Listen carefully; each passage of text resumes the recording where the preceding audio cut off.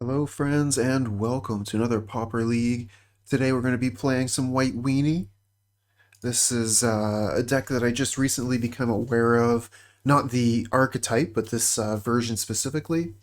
It's playing a lot of the new creatures which draw a card when they enter the battlefield.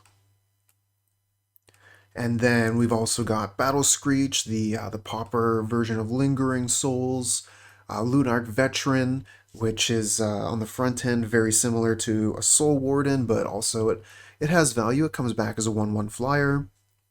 Kor Skyfisher, allowing us to get a little bit of extra value from our creatures. We can, like pick up a Spirited Companion to replay a draw card, or maybe we could pick up a Journey to Nowhere if the opponent has, for example, sacrificed their creature with a Deadly Dispute after we've targeted it. We can get Journeys to Nowhere back to our hand and remove another threat. Field Surgeon is a really interesting card. This is not a card that I knew about. Had no idea of its existence, but it fits very well into this list, allowing you to prevent some damage on your creatures, keep them around a little bit longer. A nice answer to Electrickery, for example. And then for our sideboard, we've got a lot of answers to artifacts. Here we go. And then we've also got Celestial Flare, which is good actually in a lot of situations. Last Breath can get rid of annoying creatures, but it also can be served to gain us life in a last-ditched effort against burn or whatever. Yeah, so let's head into the league and see how we do. Yeah. This hand is not great.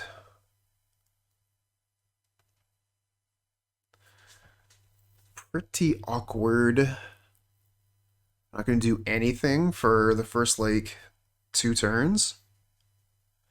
It's just a Karoo land, that's all. Hey, Titan. Good morning. There's no green, it's just to have a Karoo land, because they're so good.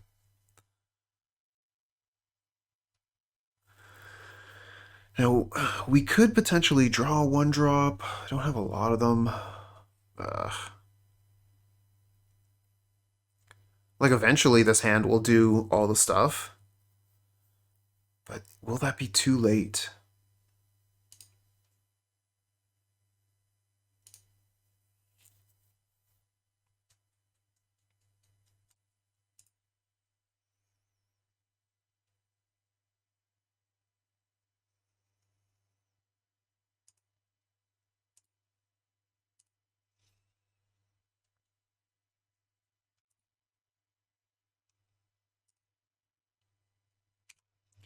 Looks like we're fighting against Ponza.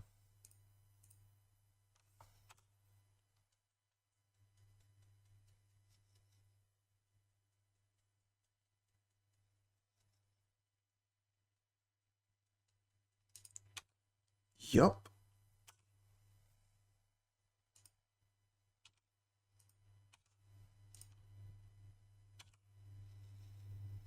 That Karoo land would have been quite poor versus a Ponza deck.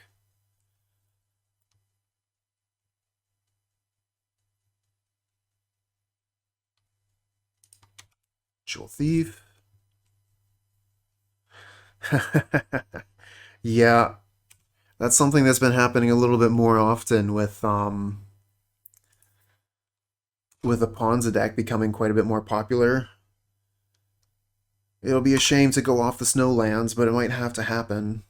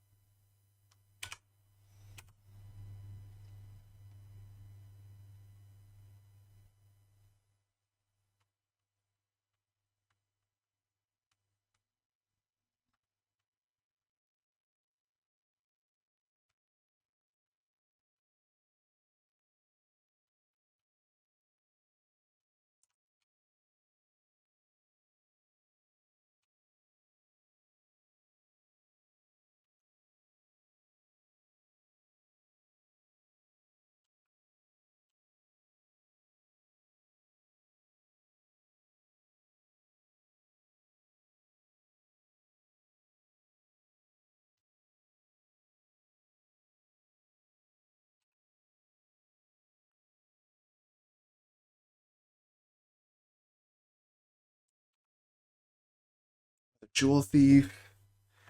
Oh, they've got very scary board here. Pair of Jewel Thief able to attack and block.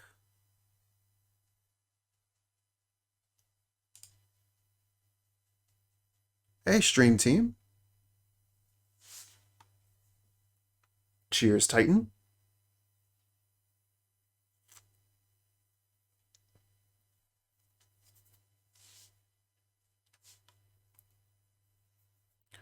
Oh, I didn't see a message. You send me something recently?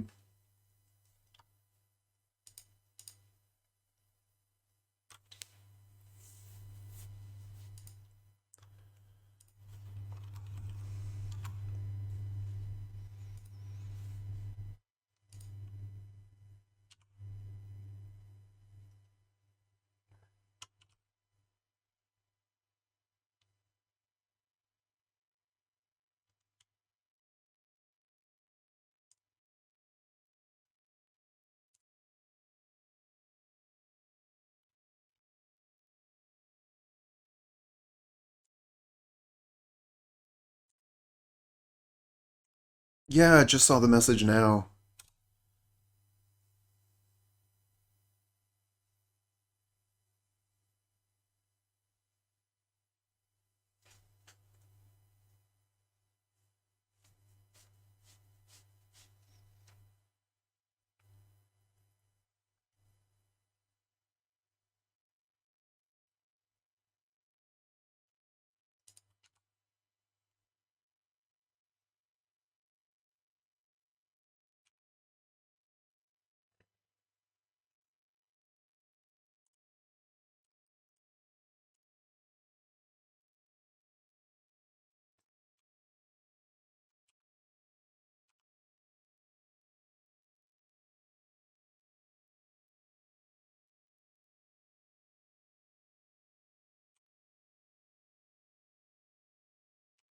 Yeah, Field Surgeon has actually been really interesting. It's the reason why our opponent held back with Jewel Thief that last turn.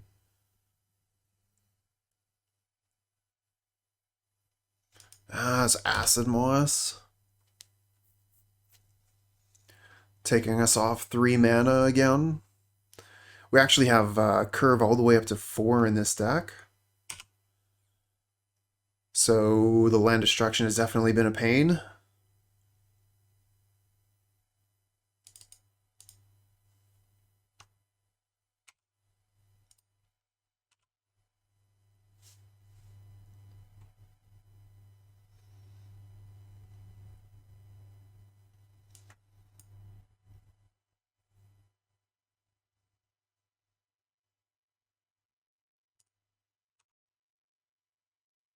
They've gained 2 life from their Thermokarst.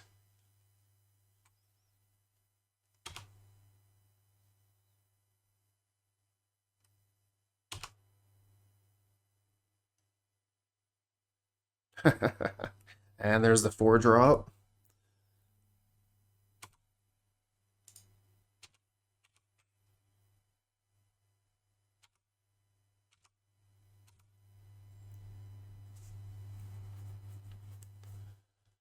The land, haven't been drawing too many lands here against the land destruction deck.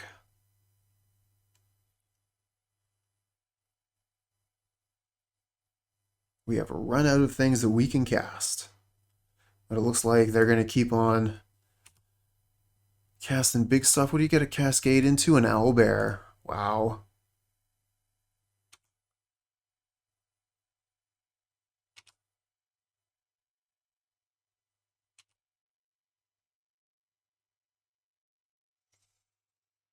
Am I going to be able to find a land to send the dinosaur on a journey?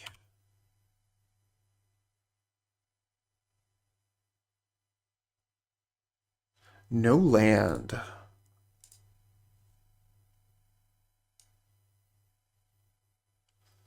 I guess we can bring in Revoke Existence. Those don't seem too great. Maybe Celestial Flare.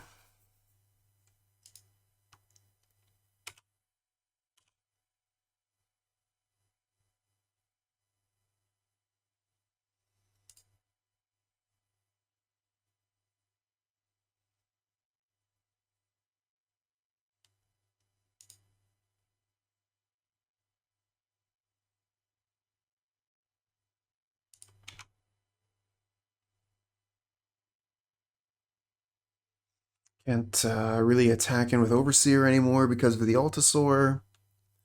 As Reach, it'll just block it. Snap it right out of the sky, just like the art.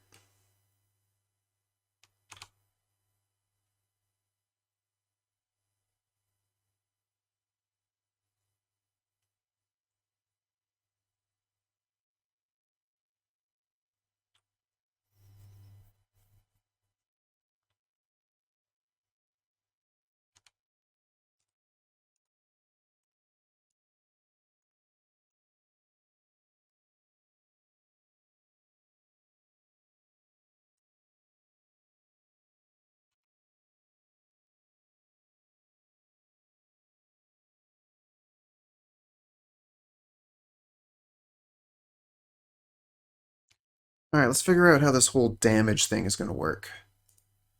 So I want to prevent a damage to this creature.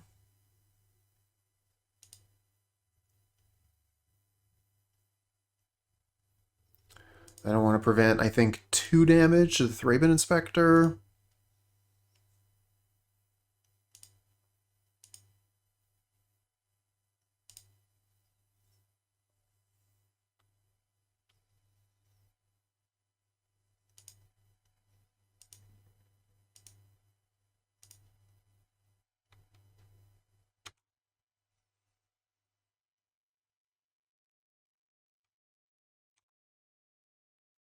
Okay, so that worked out properly. That's good. Wasn't exactly sure. Oh, we miss on land again. But we can cast Battle Screech.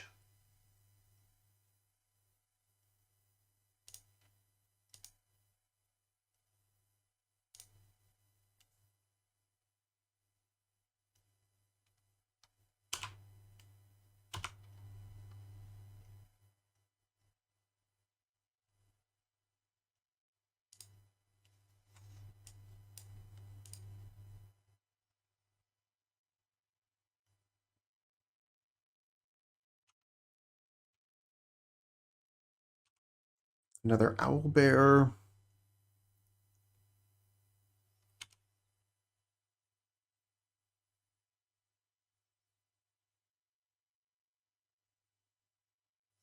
And Boarding Party. Yeesh.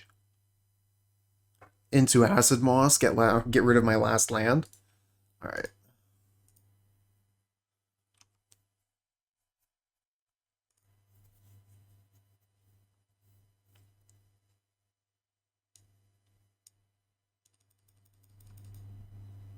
Hey, Drakos.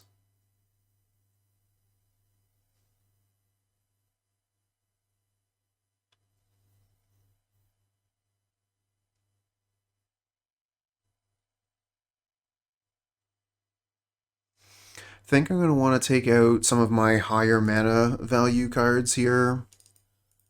Because I'm not, like, guaranteed to get up to 4.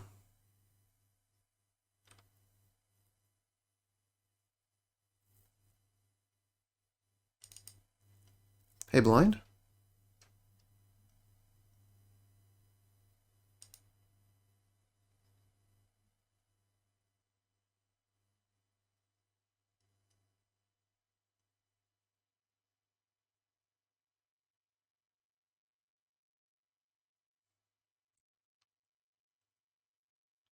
Yeah, the deck has gotten a little bit of a facelift. But I remember White Weenie being a thing when I started playing Pauper. At that time, they were using Razor Golem, which was this great threat. It had like, I think it was a 3/4 vigilance, and it had affinity for planes.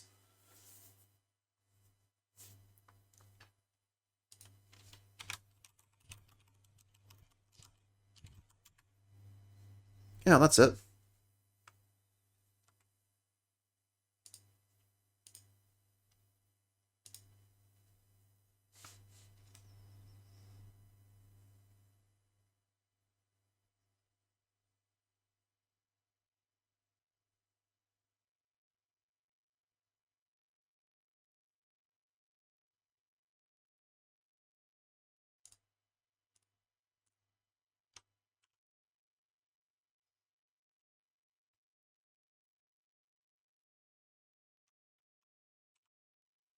They're going for big mana right away.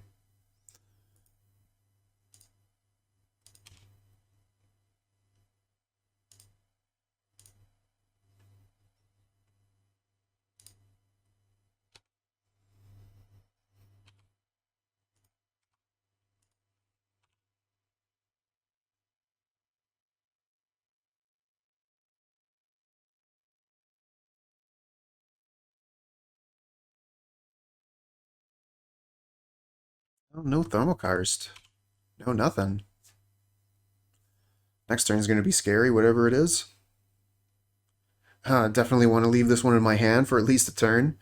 Don't want to offer that up for Acid Moss or whatever they're going to play next turn.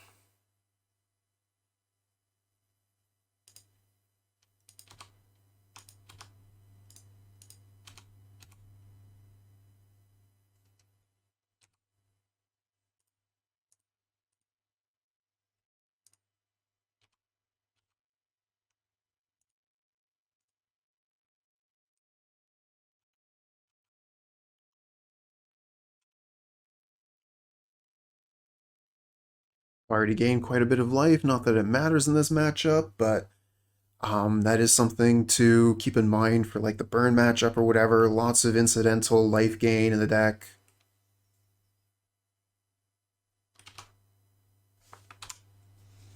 What do you got for 4? Acid Moss? Yep.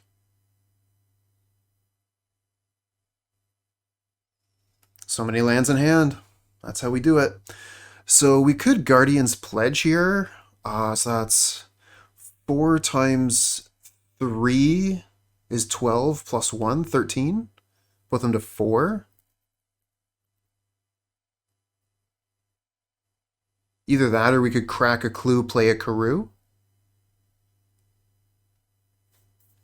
Kind of like putting the pressure on here while we still have an opportunity to.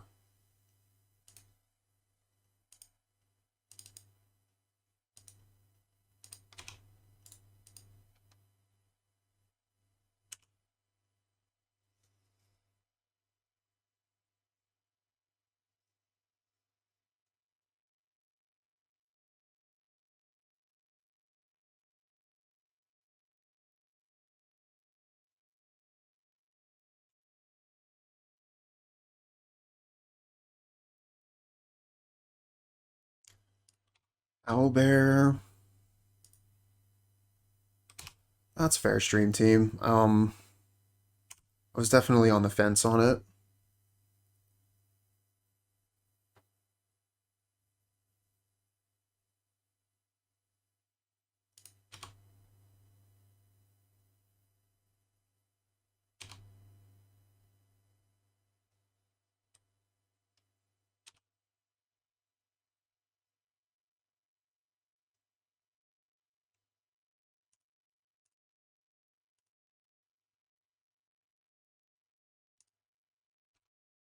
Spirited Companion, draw another card.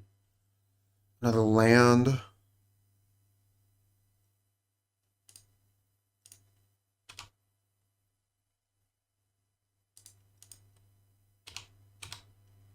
This puts them to 2.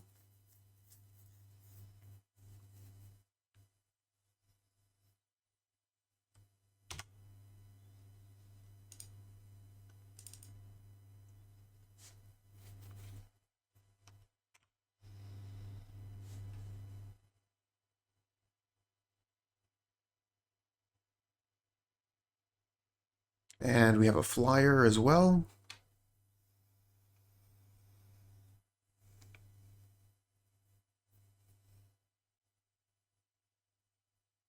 And if they tap Arbor Elf for extra mana, then that's a creature they don't have for blocks anymore. I like the look of that.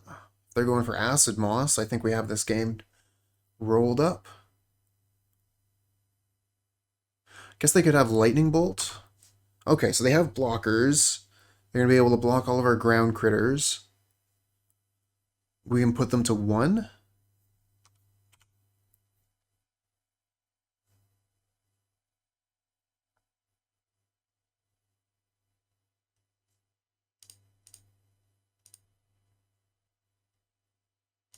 Battle Screech.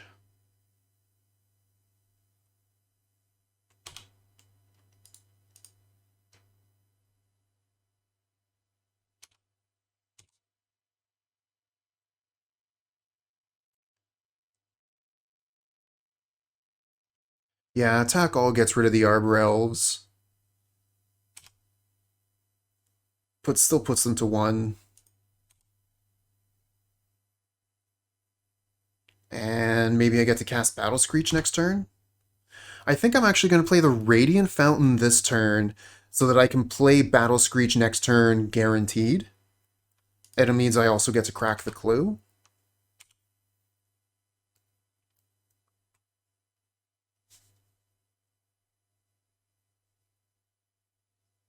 Because, like, if they play Altasaur, then we no longer have lethal attacks, but we can set up with Battle Screech. Okay, so they did have the Altasaur. Into Acid Moss, so good thing we didn't play the Karoo last turn.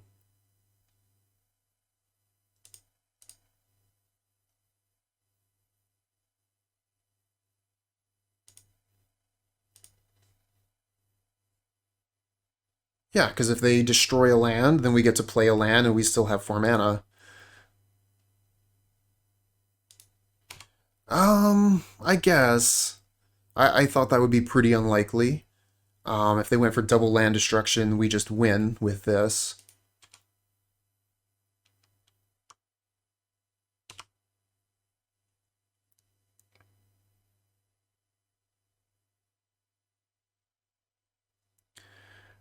Is there a reason for us playing Snowlands? It's become a shortcut for me.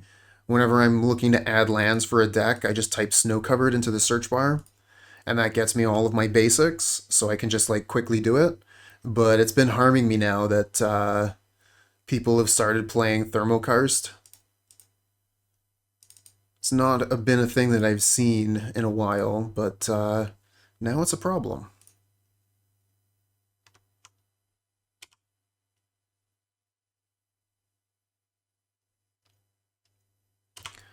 I think there was another card, I think maybe in Black Land Destruction, that was looking for snow-covered lands as well. Icequake.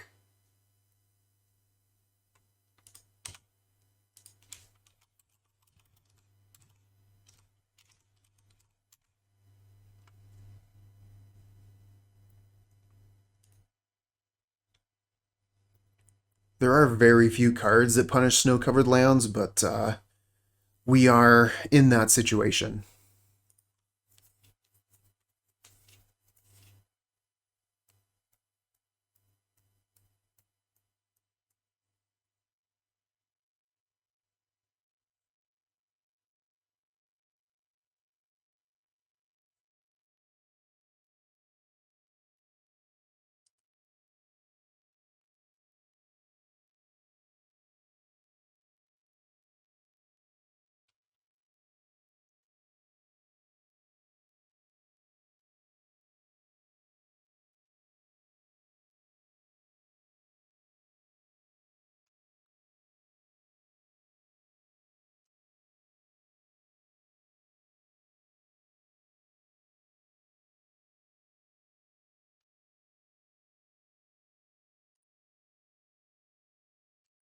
Hand is slow, and opponent has kept 7.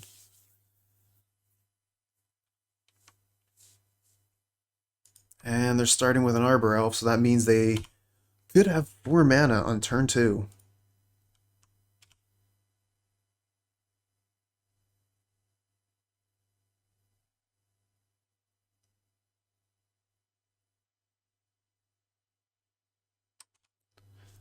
Okay, it's just 3 mana on turn 2.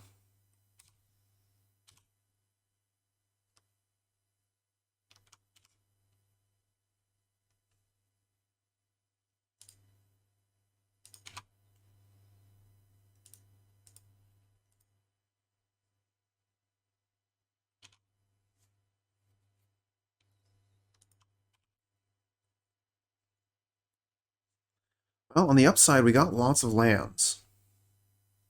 So if they start blowing up, we can just replay them. Unfortunately, they come into play tapped, so that could be a problem.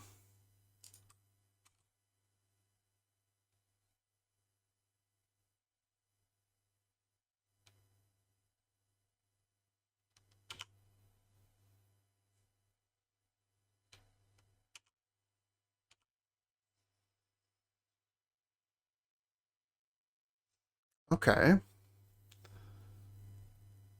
So, do I want to play Journey to Nowhere or Kor Skyfisher? Kor Skyfisher could be interesting. Return this. So we get to draw another card with it next turn.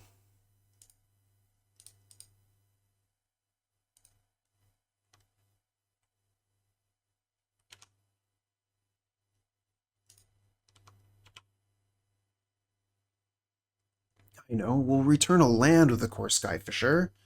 That'll work well, then they can't destroy it.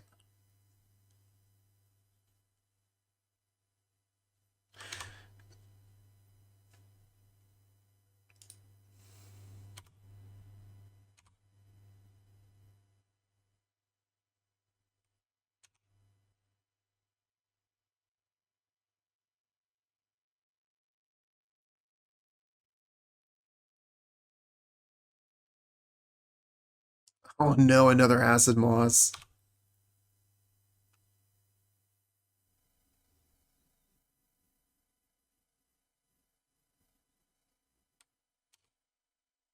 Hey, Islands. Welcome, welcome. We're continuing the trend of gaining plenty of life with our lands.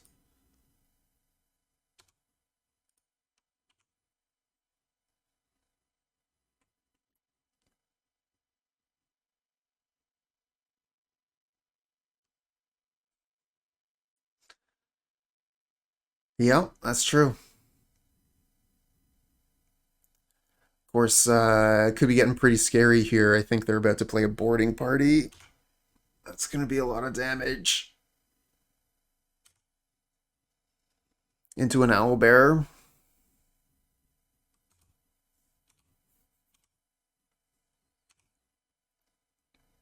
I don't think we're going to be ahead on life any longer.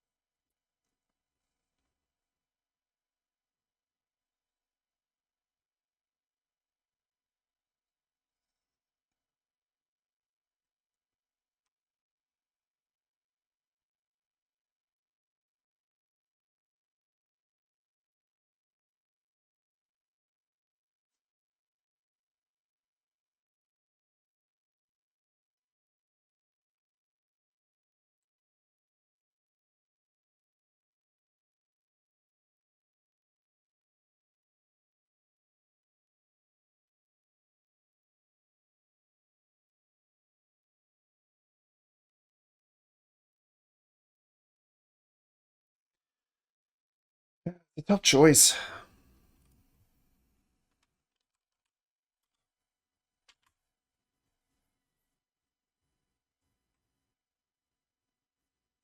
Opponent also still has 4 cards in hand.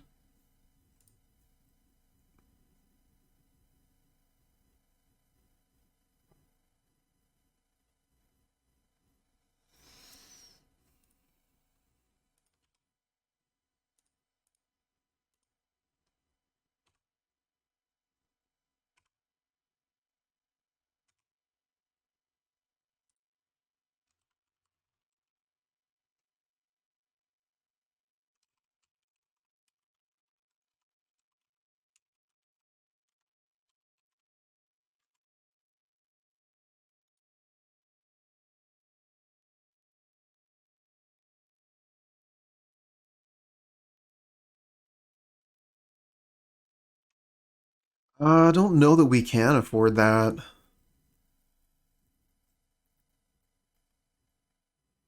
Kind of want to kill the boarding party, take out Owlbear with Journey, but they're just playing another bomb here.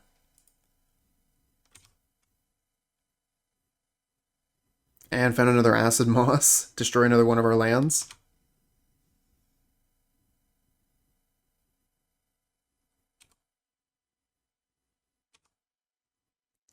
All right, well, opponent's shown us how to do it with Ponza. Really have been liking Owlbear in Ponza lately, although wasn't too big on the Jewel Thief.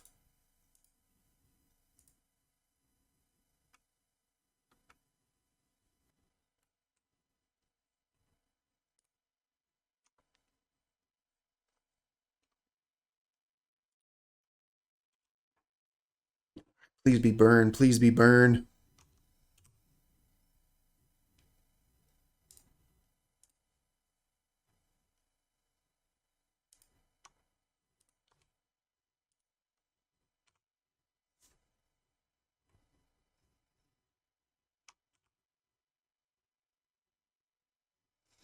Hmm. Okay, so this is Jeskai Ephemerate.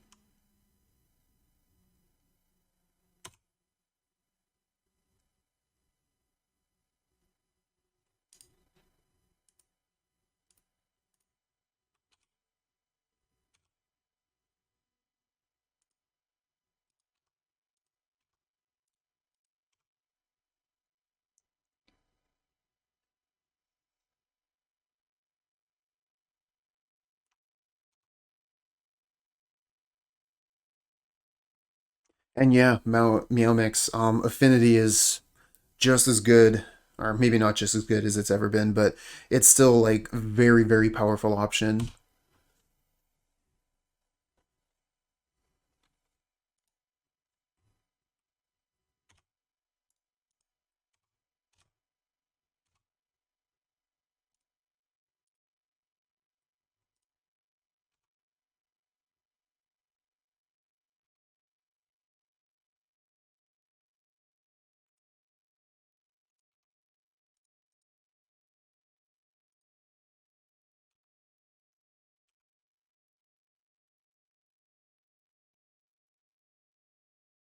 Oh, Scryland. Okay. I think the Scrylands are underused in Pauper. Oh no! Fiery Cannonade in the main! Ouch! That sucks.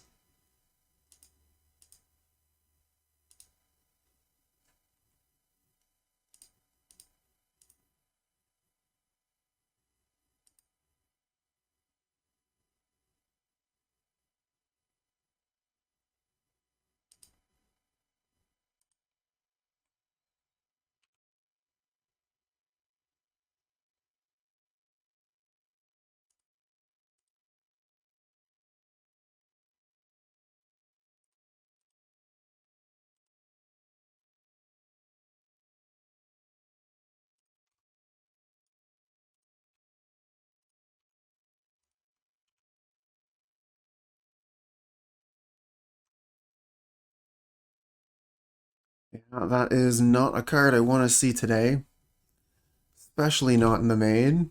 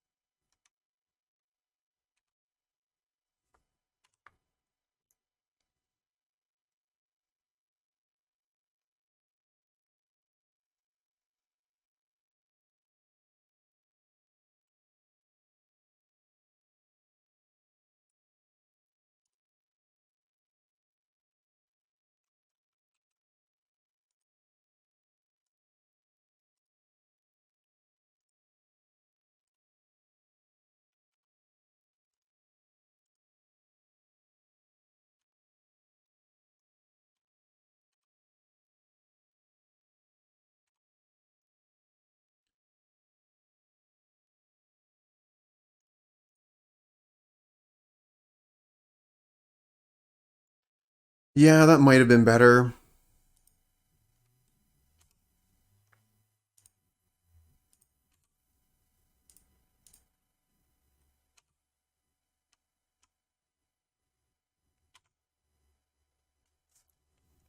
This gets us some bodies for Guardian Pledge. If, they can stay on the table. It looks like opponent's going to go get Fiery Cannonade and wipe our board.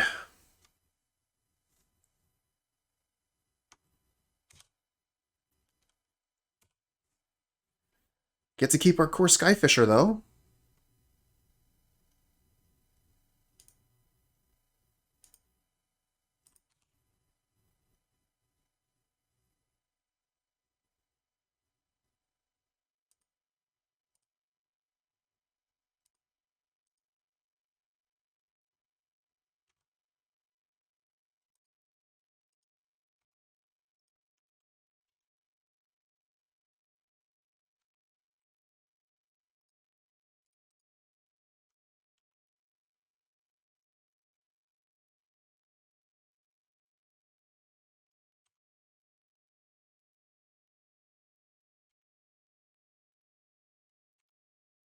So they have Ephemerate for the Muldrifter this time. They're at 9 cards in hand here. Lightning Bolt on Kor Skyfisher. Skyfisher down. Also, I have less time on my clock than the opponent does. I should watch that.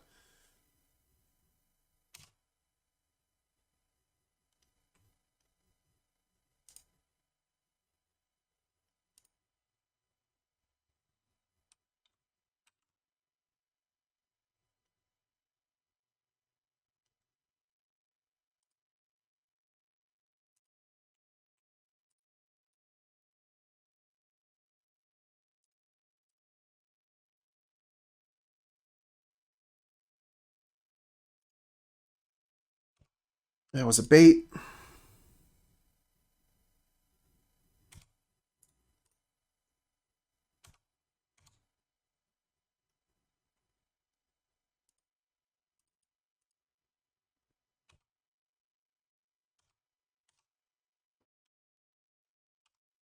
Now they do not get to Ephemerate their Muldrifter.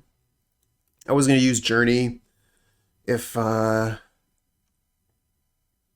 they didn't block there.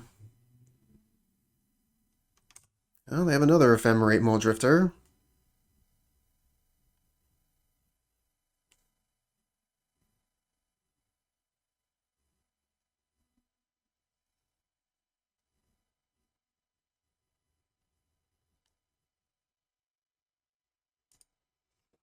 Okay, so we can Journey to Nowhere the Muldrifter, get it out of the way so we can attack.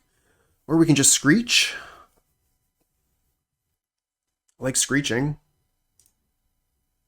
Of course, they've already showed us Fiery Cannonade, so we Screech, put all our creatures in, they're going to blow them up.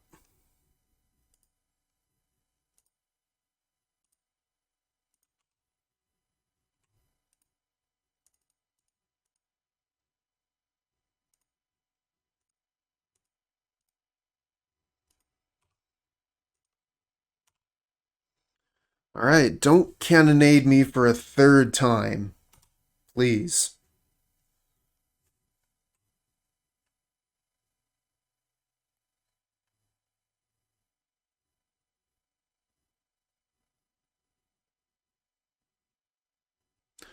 Late to Dinner on Elementalist, which gets back Ephemerate.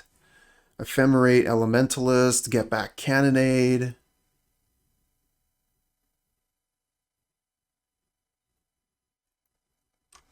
And Cannonade again, I gain a bunch of life.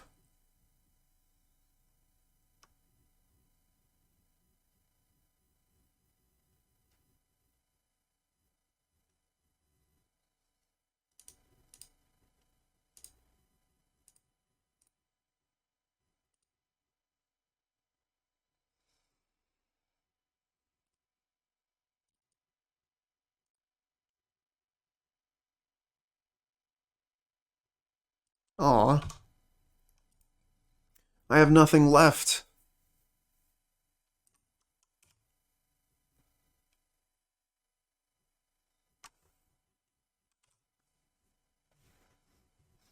Now this is where we start to catch up on the clock here. We've got a huge life total for the opponent to whittle down.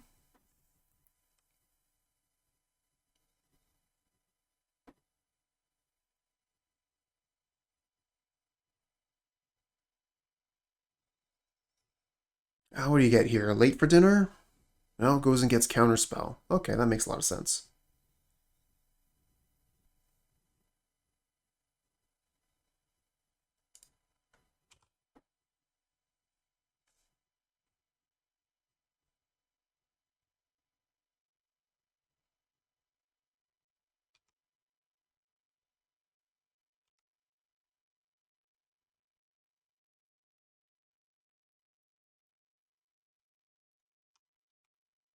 Now they go get Lightning Bolt instead of the Ephemerate.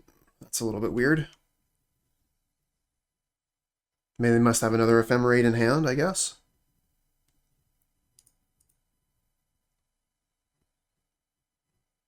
Ah, they had another return thing in hand. So yeah, Archaeomancer gets Ephemerate. Ephemerate Archaeomancer. What are you going to get now? Another counterspell? Late for dinner. Yep, makes sense. Next turn they can late to dinner Muldrifter. Draw some more cards.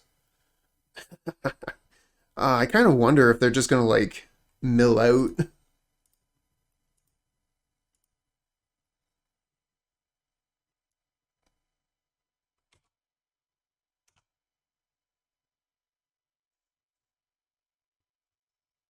Because they draw lots of cards. Like, they're at 22 cards left in their library to our 39. They've been tearing through that deck. We got a huge life total here, and they don't exactly do a ton of damage every turn. Goes and gets another counterspell.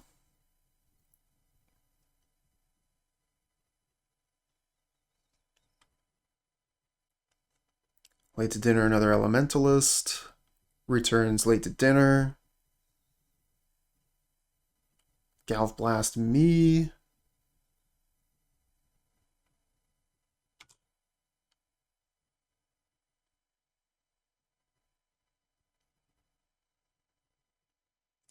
Gain 2 more life. Can't counterspell that.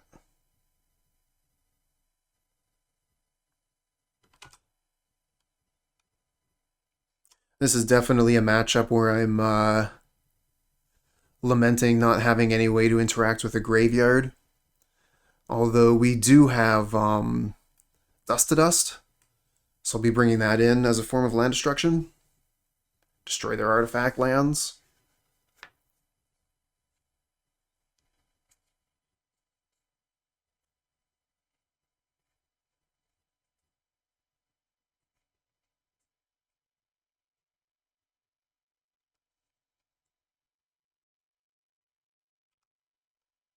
They're at 17 cards now.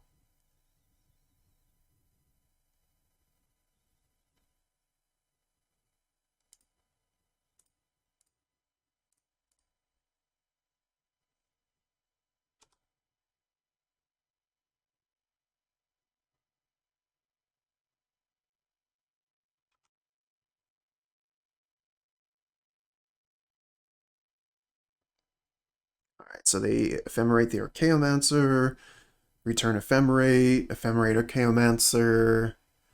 What do they get here? Galv Blast? Yep, they go for Galv Blast, 4 extra damage.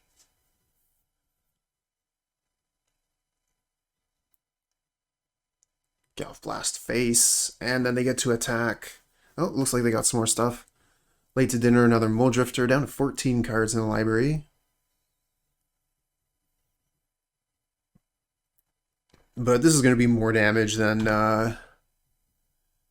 more than enough to clock me before they run out of cards, unless they're just absolutely lazy about it.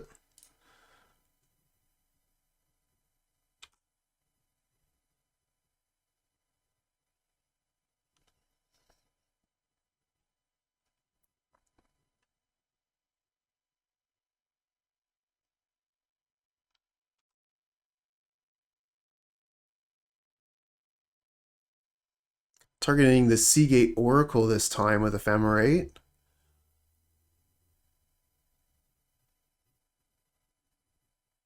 Playing another Oracle.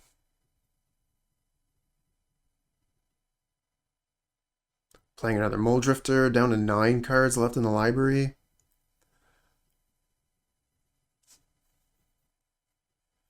Get back Counterspell with another Archaeomancer. This is a lot of damage. From 21 to 11, so yeah, we're just dead next turn. Guardian's Pledge, what a draw.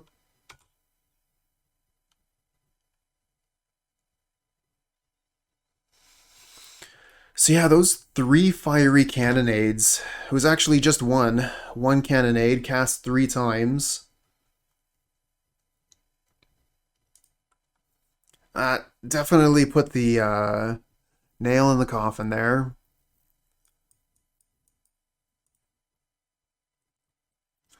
Could play Last Breath to be like to respond to an ephemerate, kill your critter.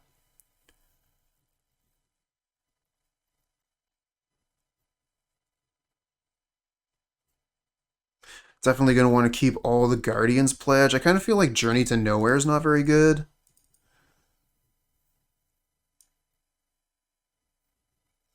You like the Revoke Existence, kill more of their lands? What else do they have besides the lands for us to hit with Revoke?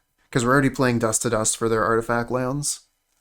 I bring this in when I'm playing against Affinity, right? I bring in all 7 copies.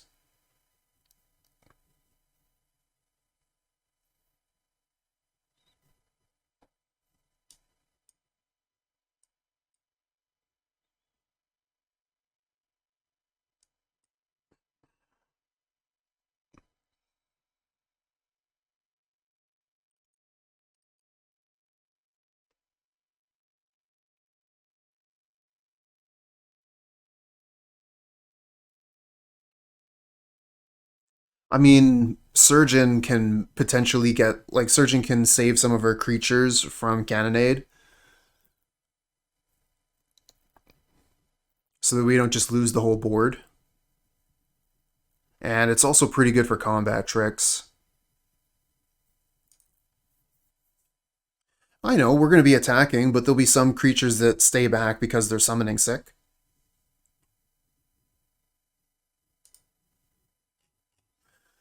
Single land hand on the play.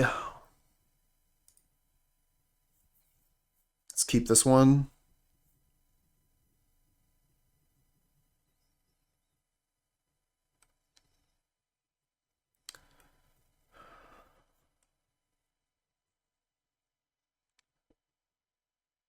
Deserts can kill some of their critters.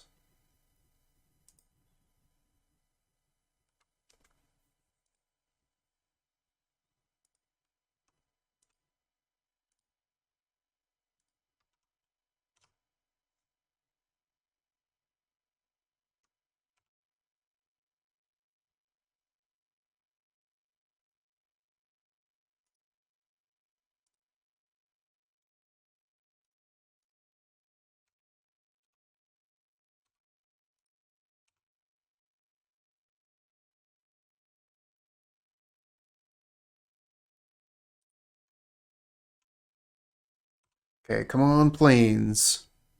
Ooh, yeah.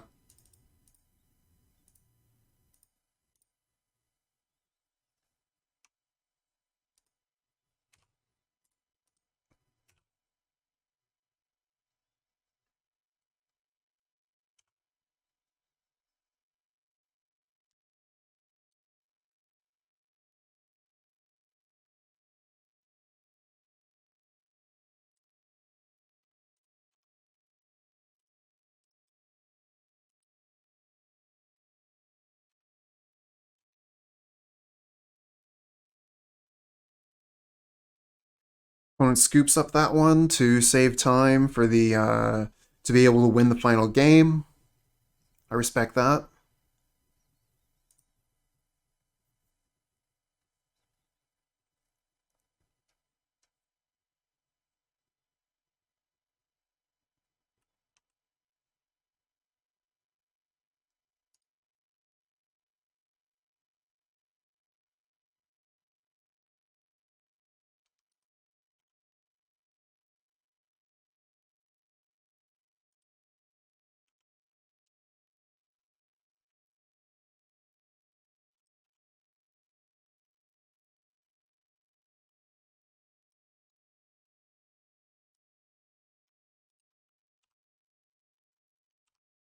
Chat loves land destruction.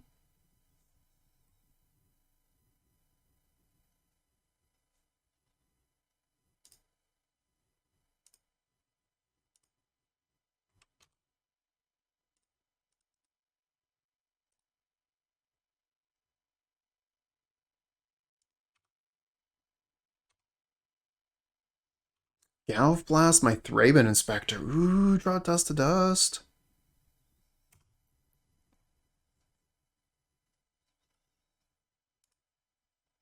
And no artifact lands in sight.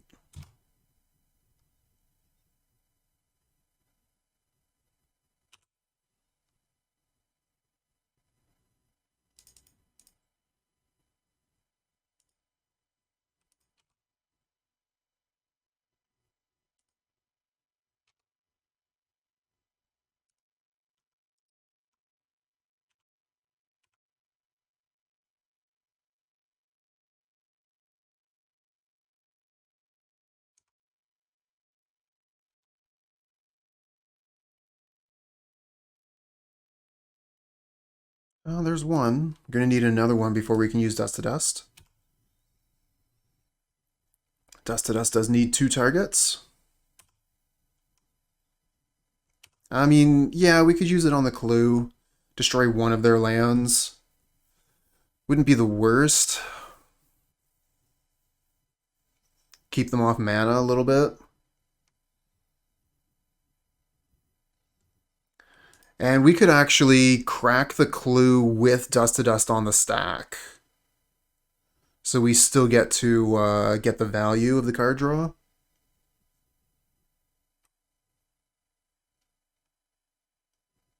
Yeah, that's true too. Playing the Kor Skyfisher is probably better.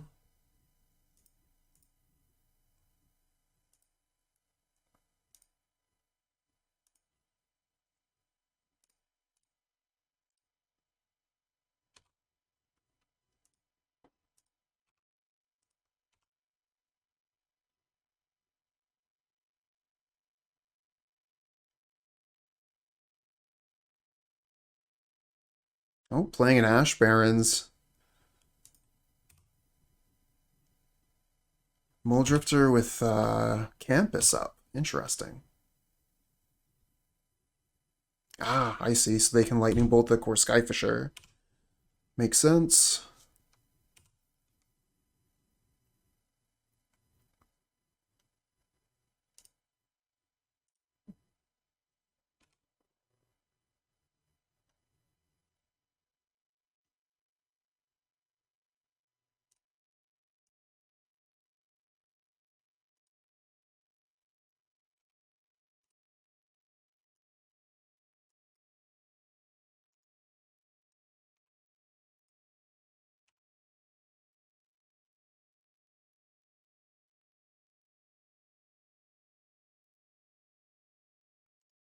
Late to dinner the Muldrifter. That makes a lot of sense. Now they find another land. We don't have removal right now for the Muldrifter, but we can prevent the damage if they block this.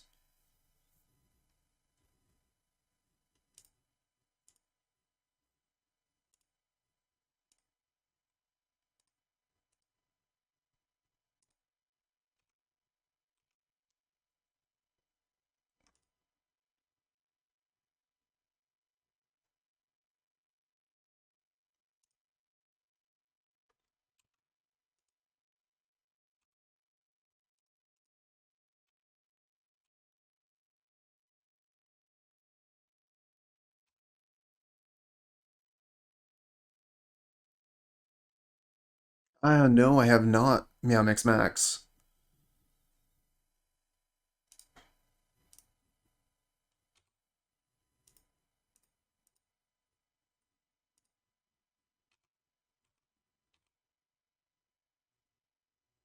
I have heard that it's good, though.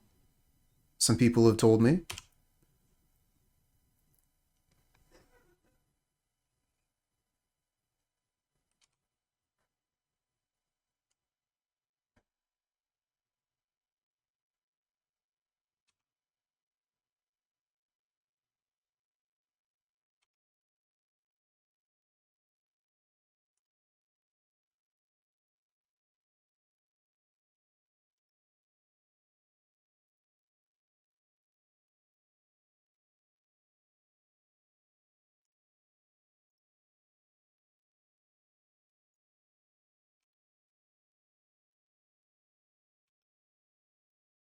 Ooh, Guardian's Pledge.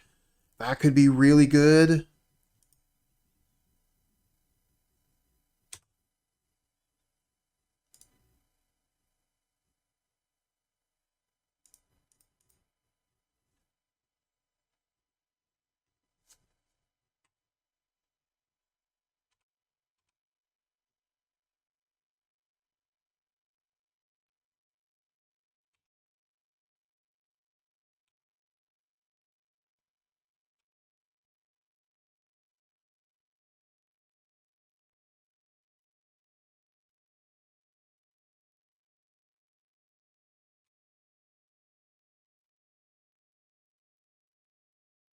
Interesting timing on that ephemerate there.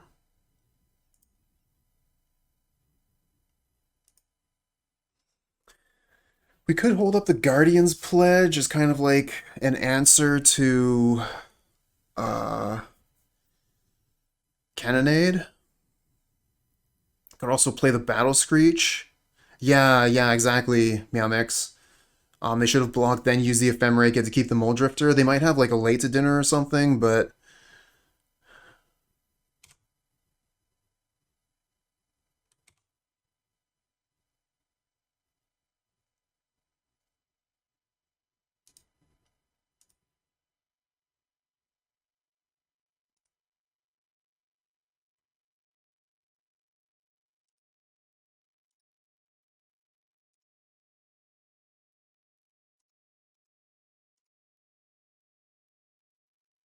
nice Lightning Bolt.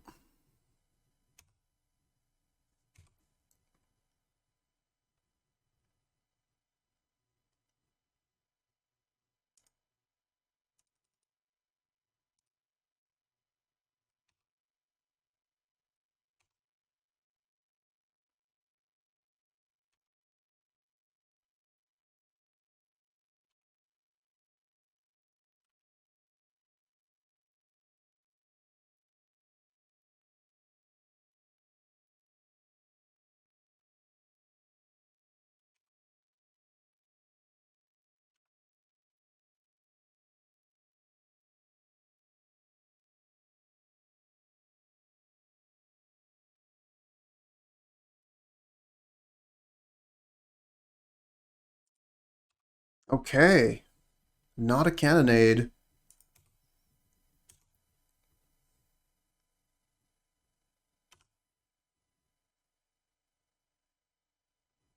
Oh, we draw the Guardian's Pledge while they're tapped out?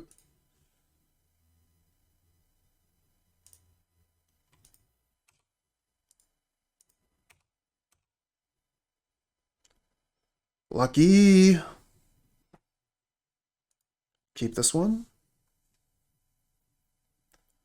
I wonder if this is going to be the game where the desert shows how strong it can be.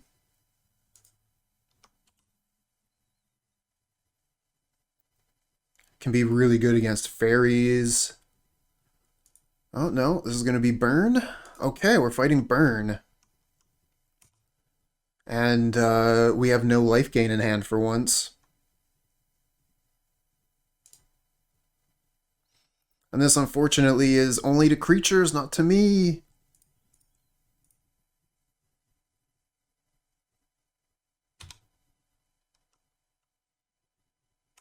Alright, I guess we can Kor Skyfisher the Crossroads, replay it.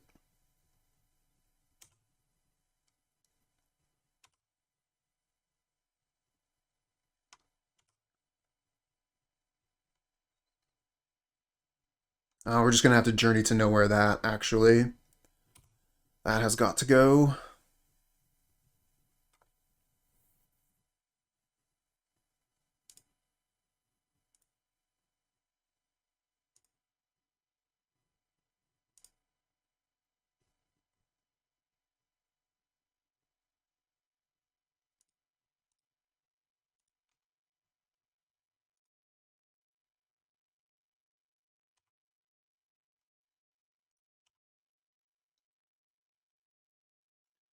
Thermo Alchemists are kill on sight.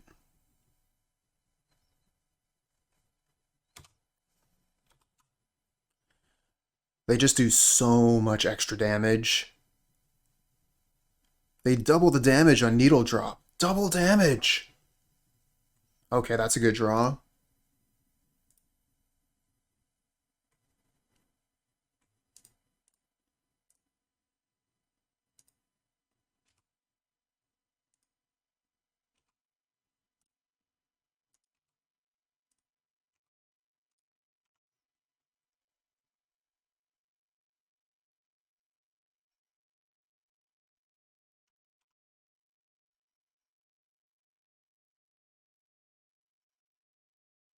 They have all these beautiful full art mountains, and then for some reason, snow-covered mountain. Okay, they're gonna Chain Lightning my Veteran, sure. So that Veteran just gained me another 3 life in addition to the life that it gained me with Kor Skyfisher. 4 life Veteran, 4 life Crossroads. Another Guardian's Pledge. I think I just play Field Surgeon. And then next 2 turns, Pledge.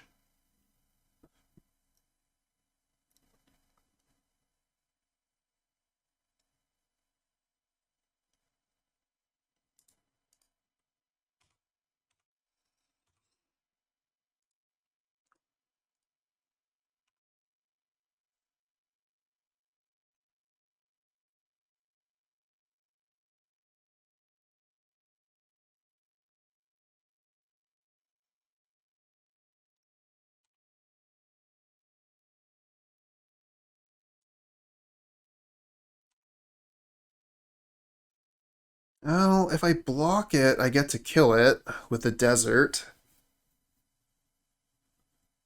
But then I lose my Field Surgeon.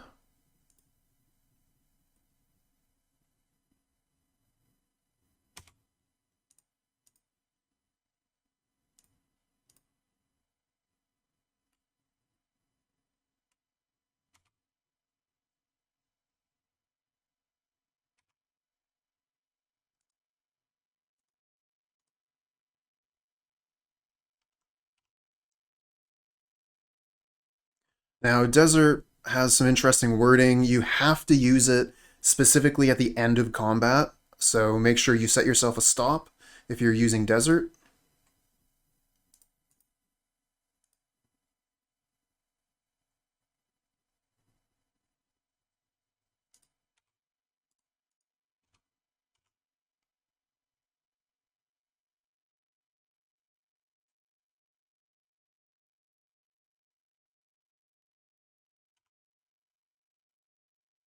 Radiant Fountain, love to see it.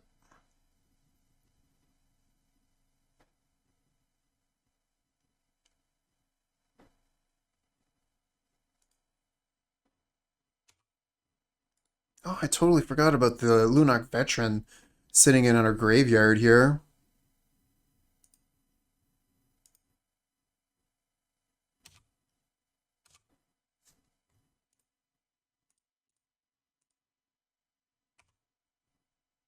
Go to 2.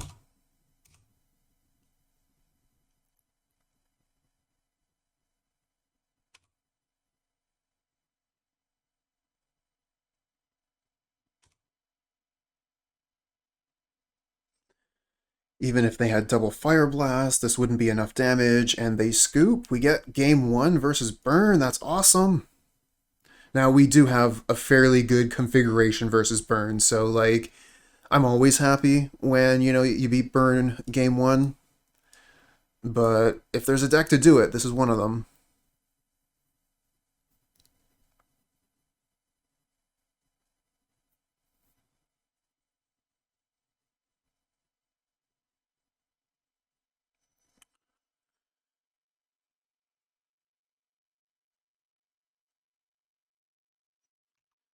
What does Burn play as, in their sideboard? Martyr of Ashes, Electrickery. Alright. With Electrickery, I definitely want to leave in Field Surgeon. Could be good versus Martyr of Ashes, but probably not. We're going to want to keep the Journey to Nowheres. They're important. I'll just take out a couple cards that don't gain life, I guess.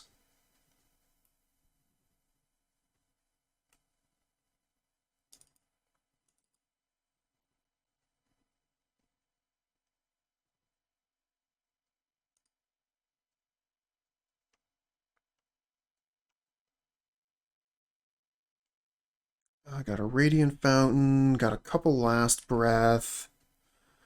Eh.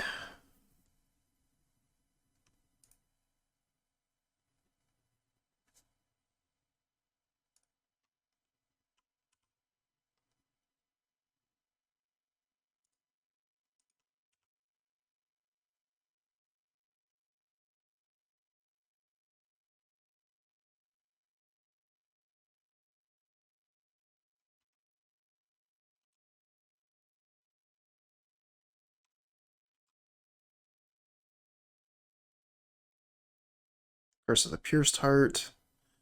I was actually considering bringing in Revoke Existence specifically for this. I'm hoping we'll gain enough life that we can outpace it.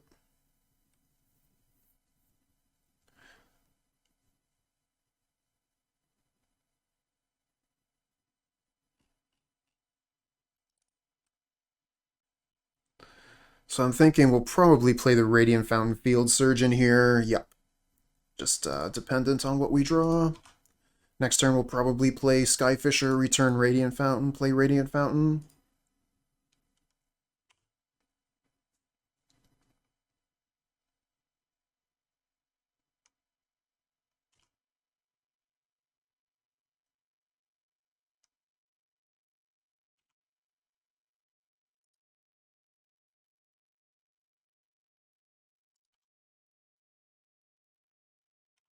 And we're going to want to Last Breath our Field Surgeon pretty soon as well.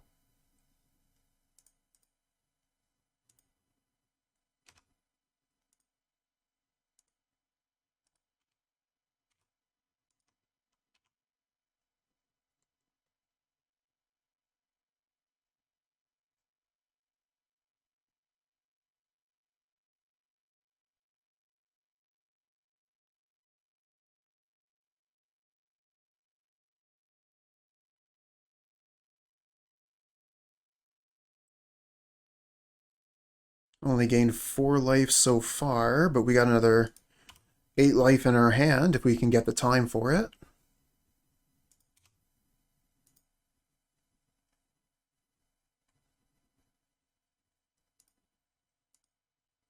Seven, we go down to 6.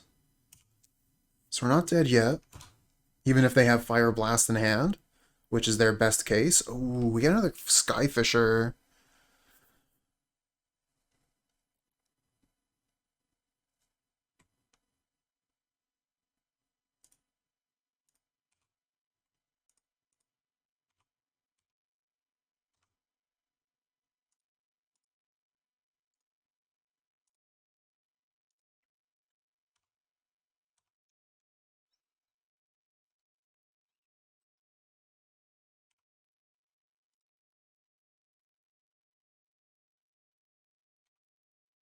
Back to 6. Veteran. Oh, if we only had more white mana.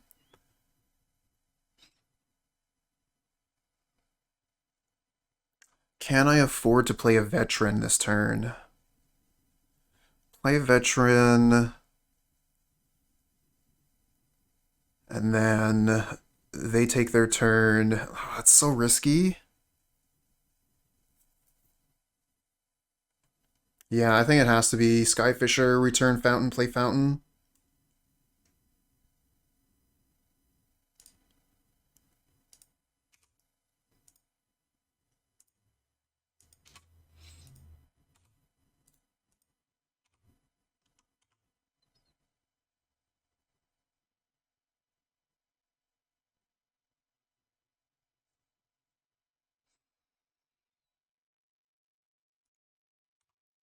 Keldon Marauders. That's a surprise.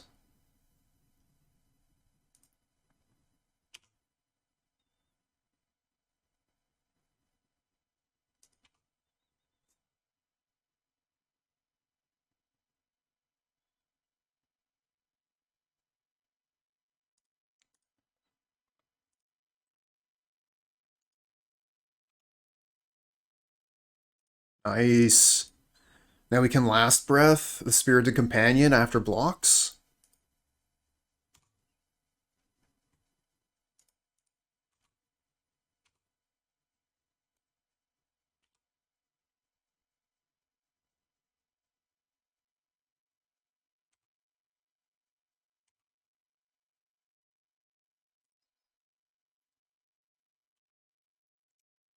We could still be dead, though, if they have Lightning Bolt Fire Blast. Last Bark. That's right, Henky. Alright, I'm going to do a terrible thing. Everybody close your eyes.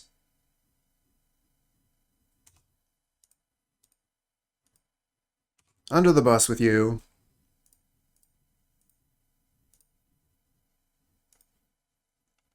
Do I lose?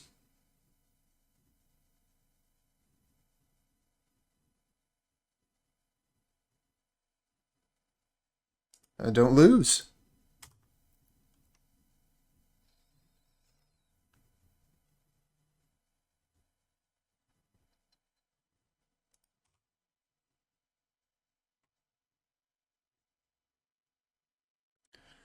So Guardian's Pledge, boost these up to 4, that's 8, so they go to 2, that's not good enough. We're going to play the Veteran, and I guess we'll play the Field Surgeon.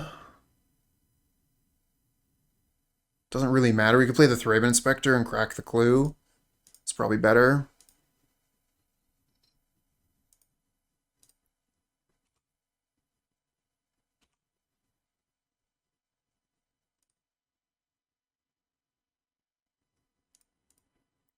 We haven't played a land yet. I'm gonna crack the clue just in case we get a gain land on top. Okay, we miss.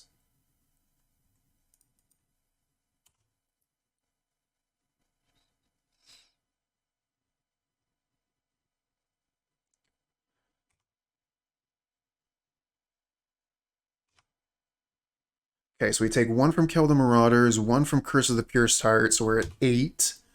And they have 3 cards.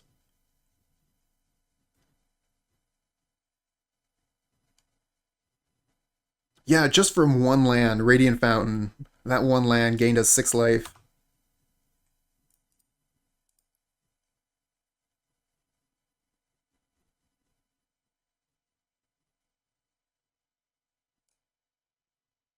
Searing Blaze. They play a land this turn? They didn't. Well, if they have Fire Blast, we're still dead. We're dead. Nothing we can do about it. We die on upkeep to Curse of the Pierced Heart.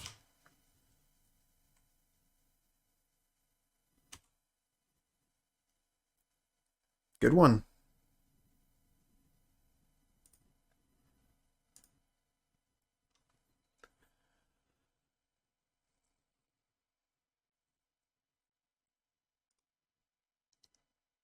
We gained a lot of life, too. Yeah, the 6 from Radiant Fountain, and an 8 more from Last Breath.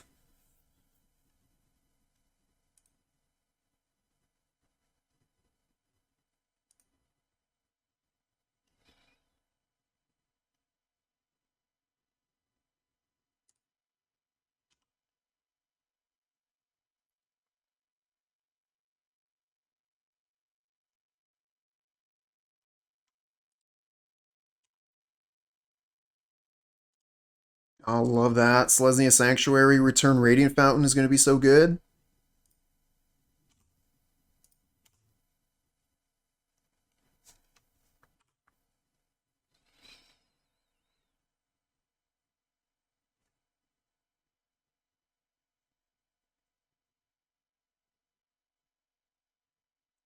Searing Blaze, our critter.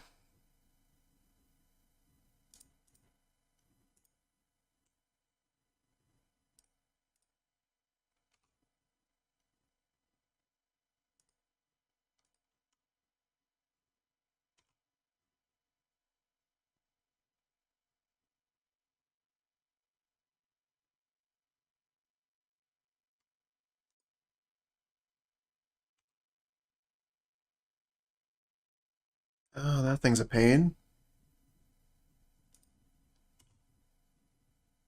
Yeah, burn can do a lot with turns. Doesn't take long for them to kill.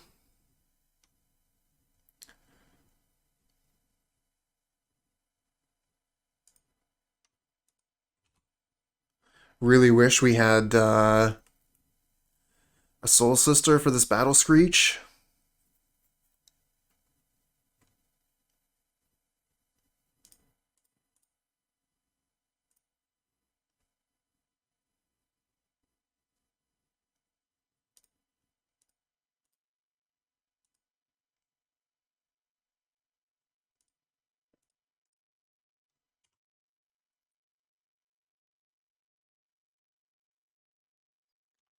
We're gonna chump the Kelda Marauders. We'll just lose one bird.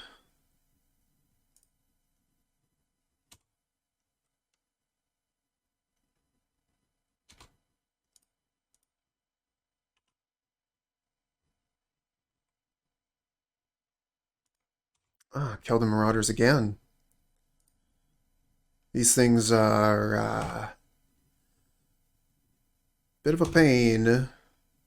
Another Kor Skyfisher. So you have 1, 2, 3, 4, 5 mana. We could Skyfisher, return Fountain, play Fountain, Overseer.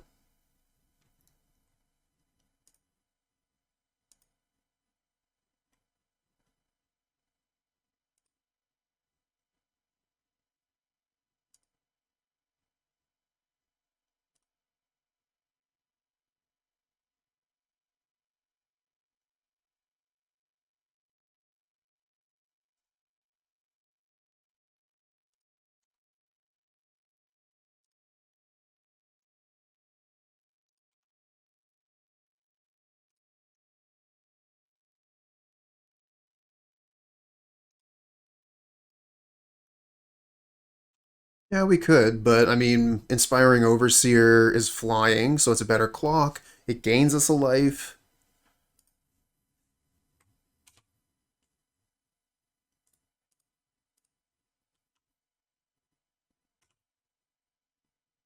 Hey, Shauna, what's good?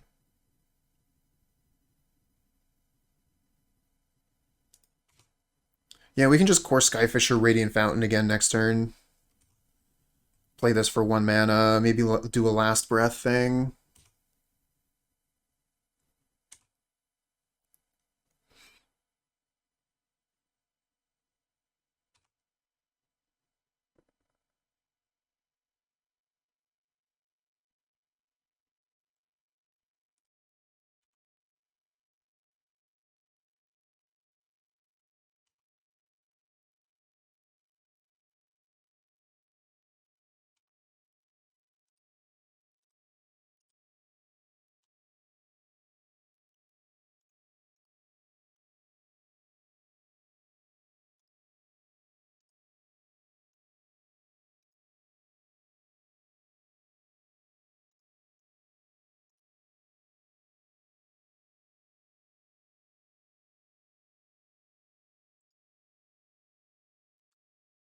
Oh, good to hear it, Shauna.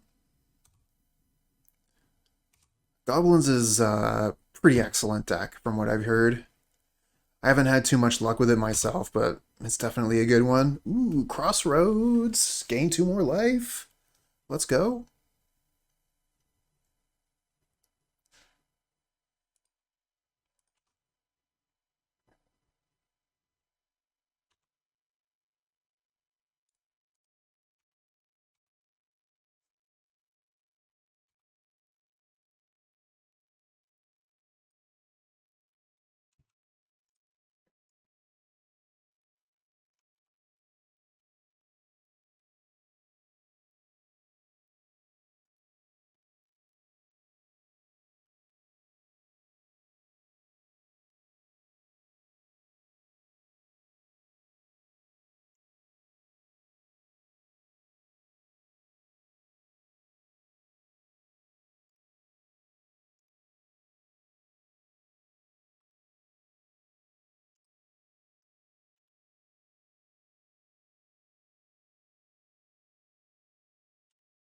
Killer Marauders vanishes. We got a big board, got a bunch of flyers. Worst thing that could happen, I think, would be Cannonade or Electrickery. I guess Bolt, Bolt, Bolt, Fire Blast is still pretty scary.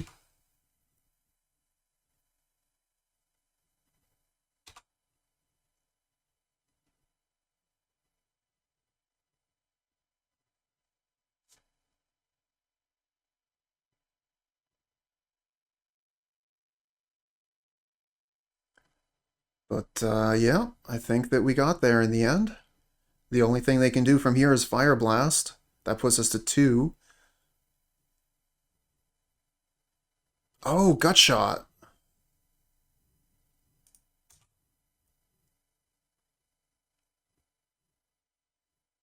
And Fire Blast puts us to 1. Good thing we gained all that life, huh?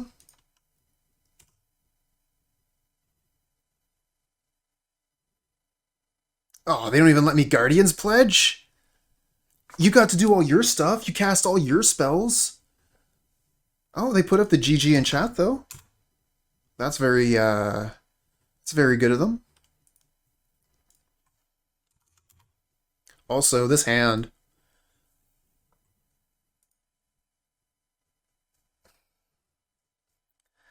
Just the worst. Oh my god, no white mana, all Guardians Pledge all the time. Just terrible. Alright, we gotta put 3 cards on the bottom. Jeez.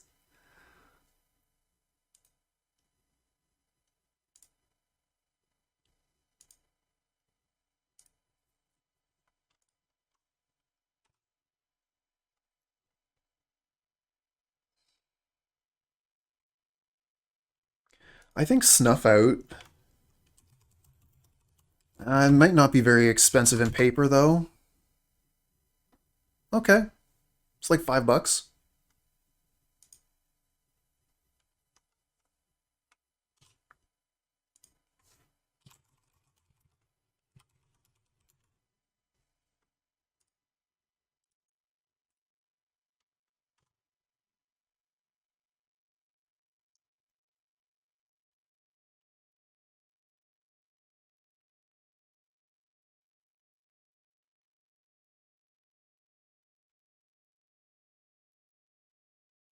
I mean, kind of think that that's one way to talk about the values of cards. Like, if you're saying how much a thing is to put into a deck, I think you should just go with whatever the lowest legal card printing is, because that's generally what people are going to buy. You know, like whatever costs the least to let them play.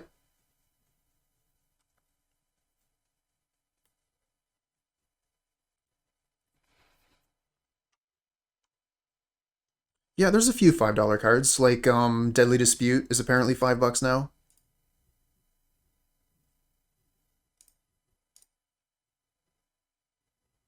Hey, no, that's totally fair, Gabby. If you want to splurge and get like the best looking versions of your cards, all the power to you.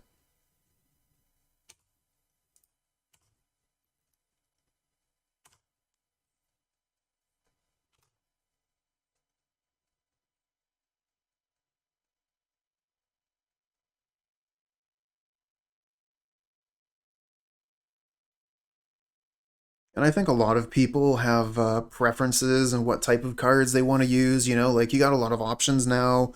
You want old border, you want new border. What art do you want? Lots of choices.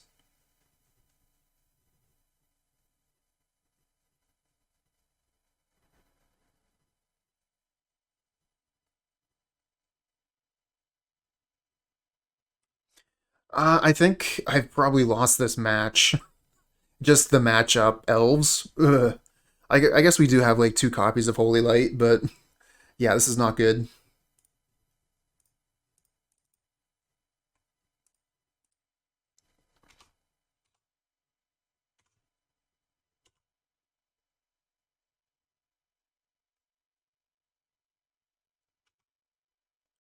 They just need to find anything. Oh, I don't know that I've seen that one. Children's Drawing Mole Drifter. I'll have to look for that later.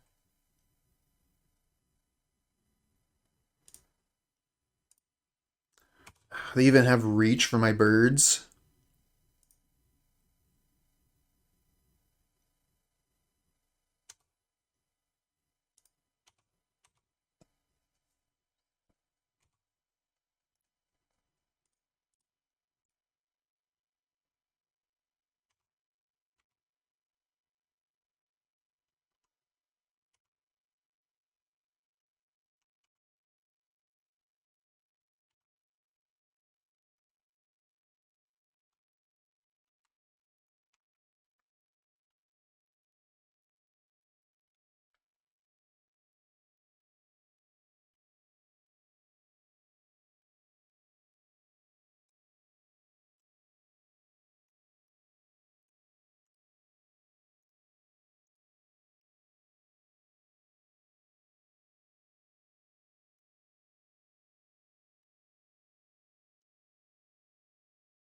You're not the only one that can gain life when creatures enter the battlefield. Yeah.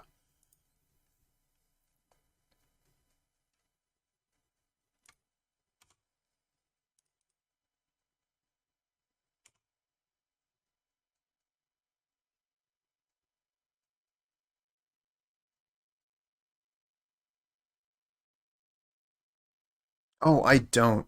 I don't win this. I guess like we could Battle Screech, and then find the +2/+2, start doing some damage, but like, yeah, I don't win this game.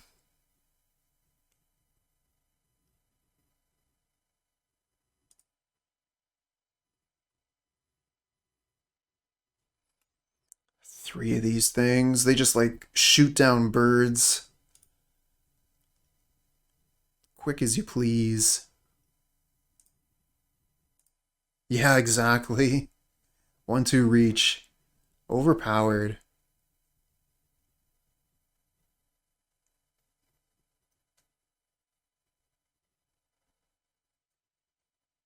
Oh. Oh, that would be impressive, Gabby.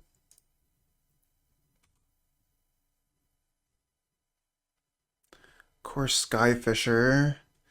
Doesn't really do too much. I guess I could, like, return a creature, draw a card. Yeah, I mean, doesn't even attack very well.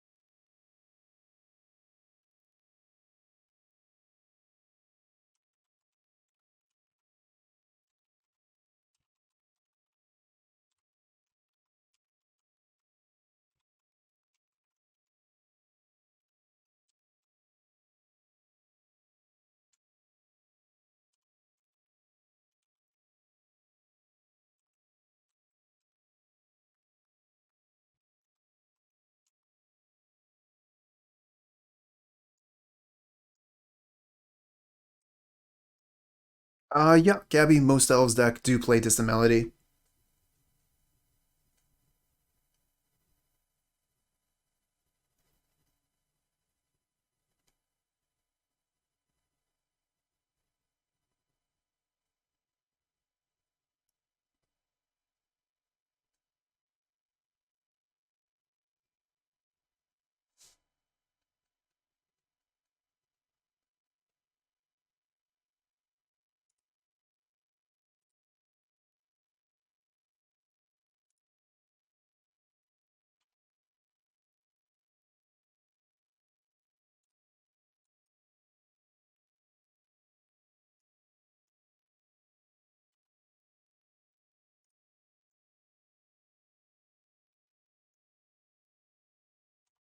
So many creatures.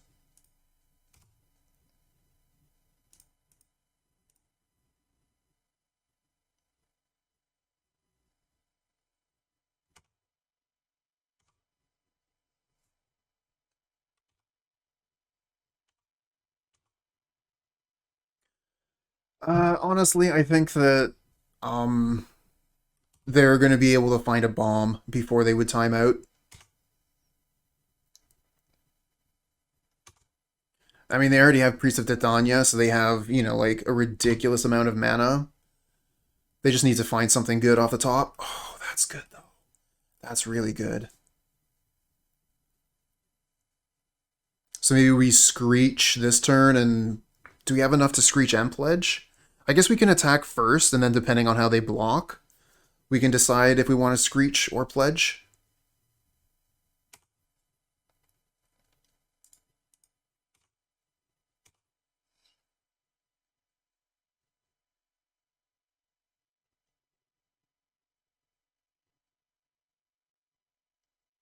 No blocks.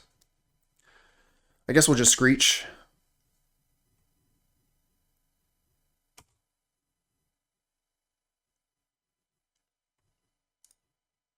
Oh, because we attacked with all of our critters, we don't have enough to flashback the Screech. I should have held something back.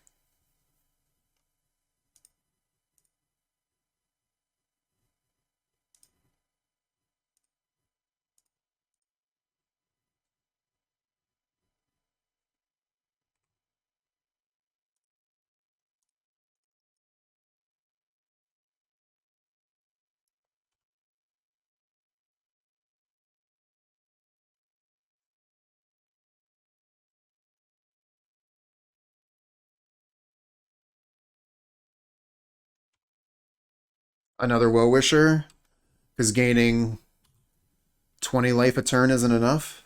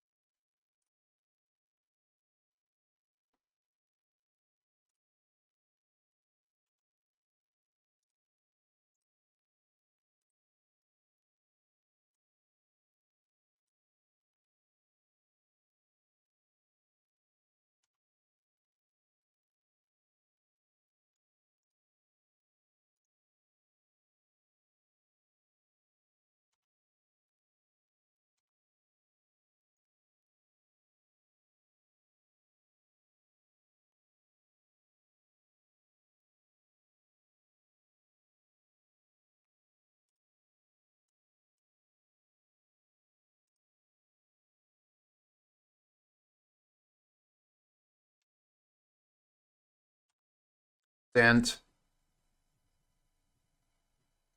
That's some damage.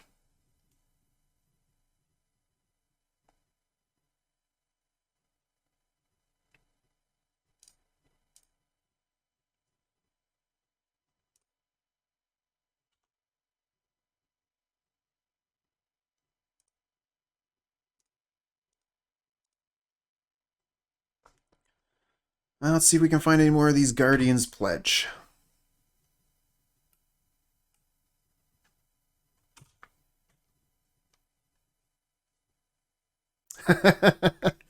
Yeah, just that one turn though. Because they got the double Well-Wisher, Quirion Ranger, they're back up to 104.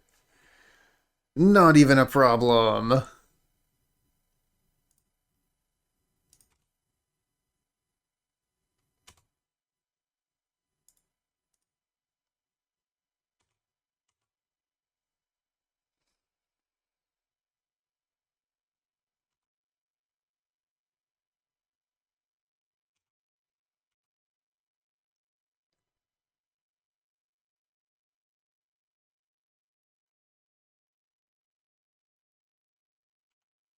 More mana.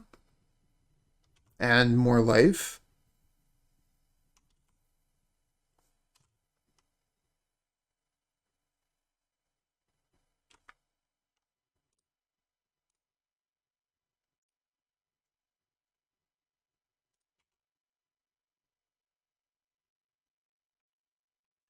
It's both Timberwatch Elf. If I gave him a Timberwatch Elf, I'd be dead.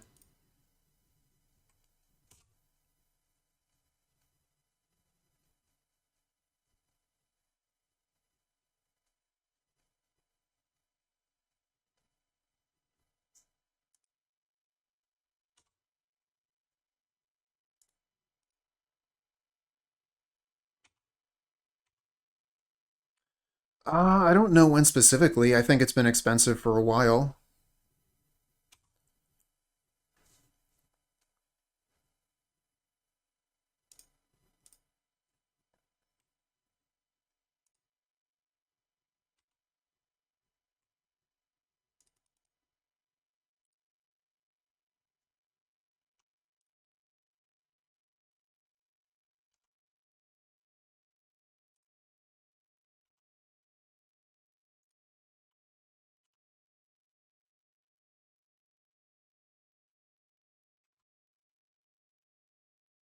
I'll lead the Stampede. That's the beginning of the end right there.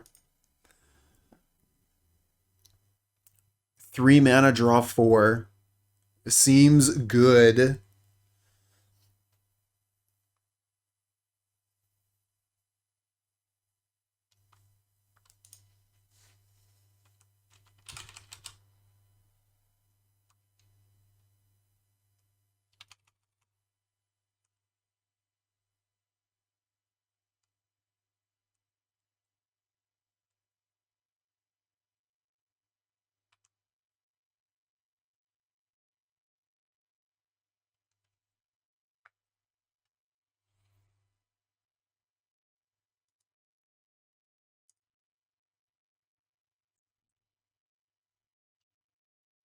Oh, is Relic expensive?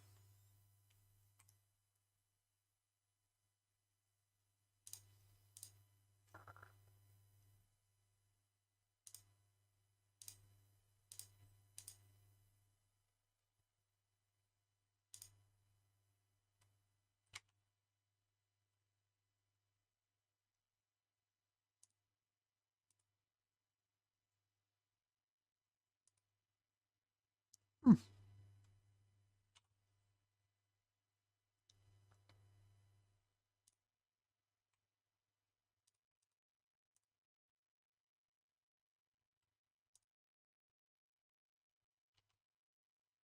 Oh, there's another Guardian's Pledge.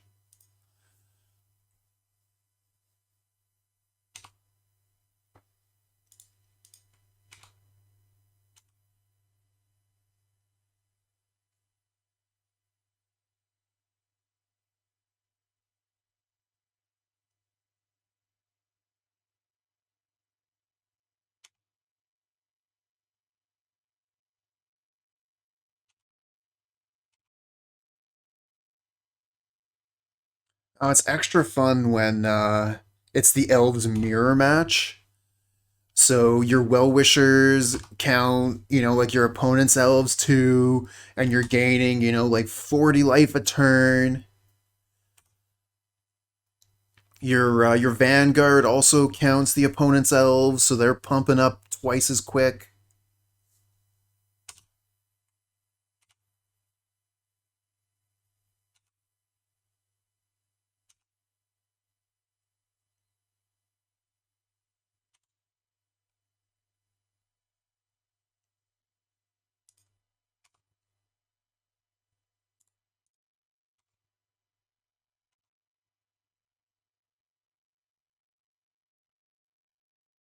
Yeah, pretty much. Also to see if, they make a mistake at some point, but doesn't look like they're going to make a mistake. Oh yeah, absolutely, Shauna. Oh, we almost got them back below 100.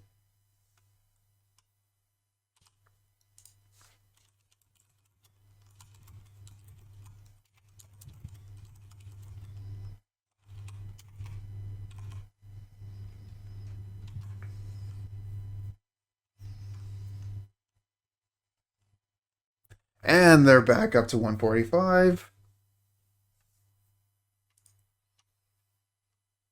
163. Just keeps on going.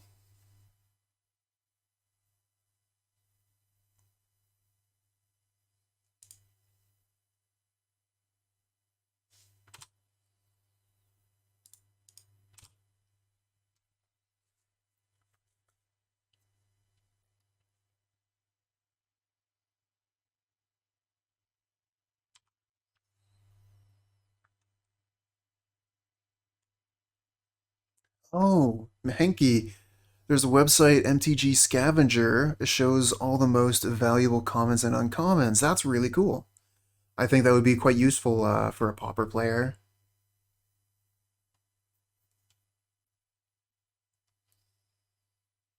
Oh, there's Distant Melody. Chooses dog.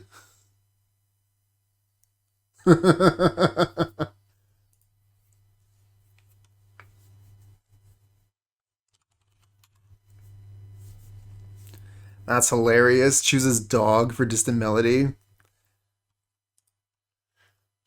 How many would they have drawn? 4, 5, 6, 7, 10, 11, 12, 13, 14, 15, 16, 17, 18. It would have been nowhere near the point where they would draw out. Because like you can kill yourself with Distant Melody if you're not careful.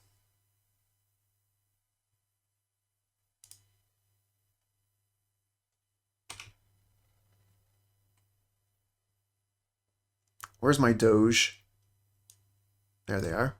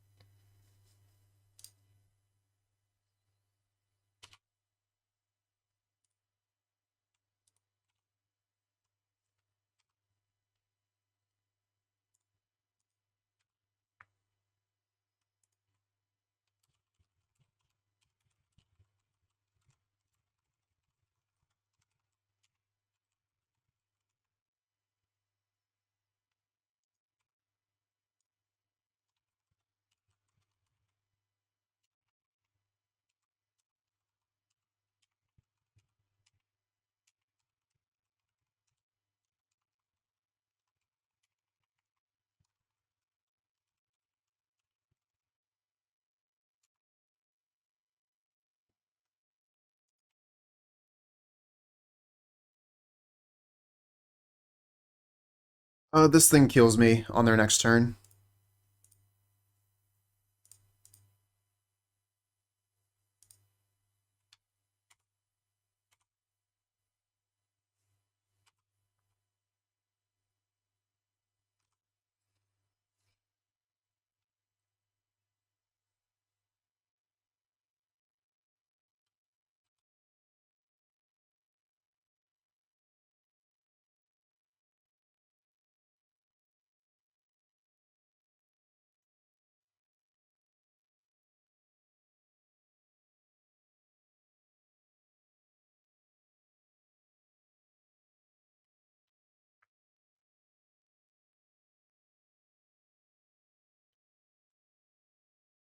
Yeah, we are down on time.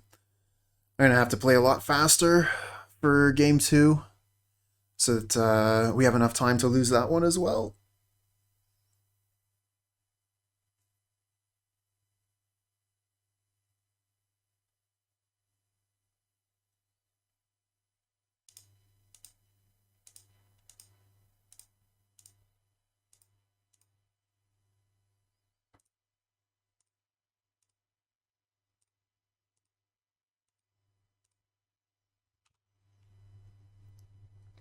Oops, missed one.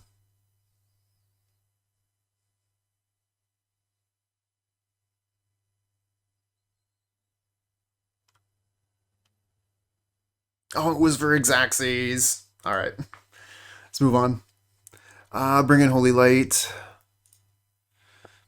Bring in Last Breath.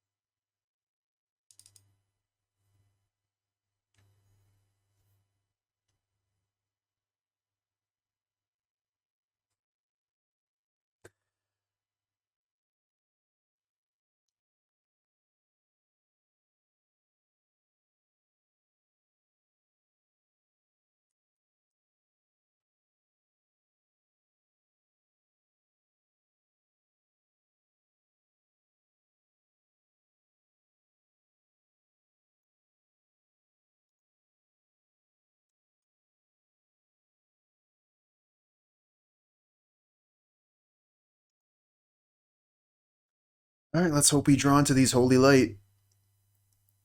This is the big game right here.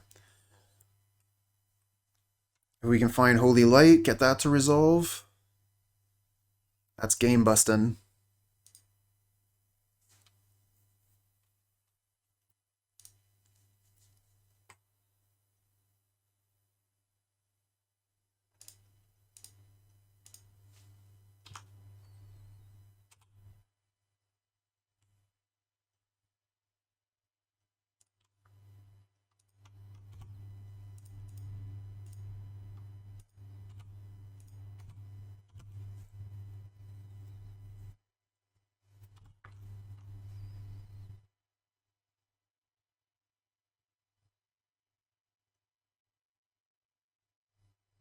None of those are really troublesome.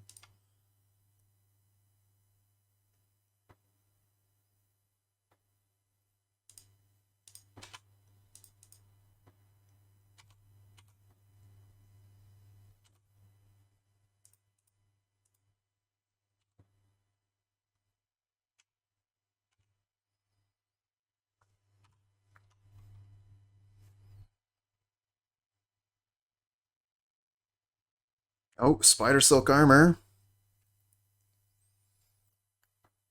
So Holy Day or whatever, Holy Light, it's not going to do anything anymore. Battle Screech, these guys all have reach now, forever.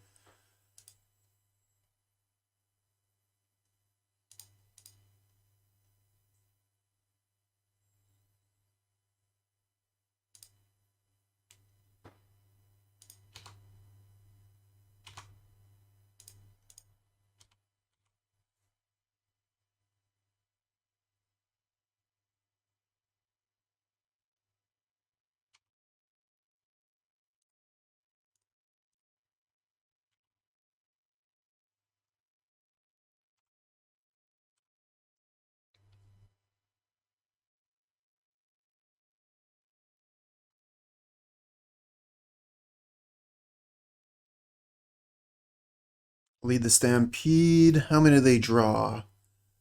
3 cards. They draw 3 cards for 3 mana. That's fair.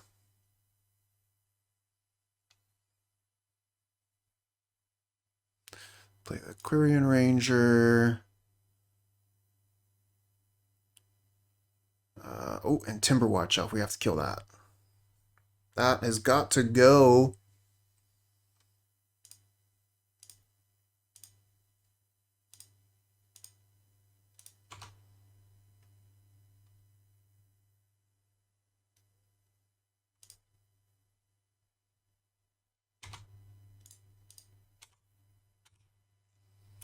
That's a bit of damage. Put him to 8.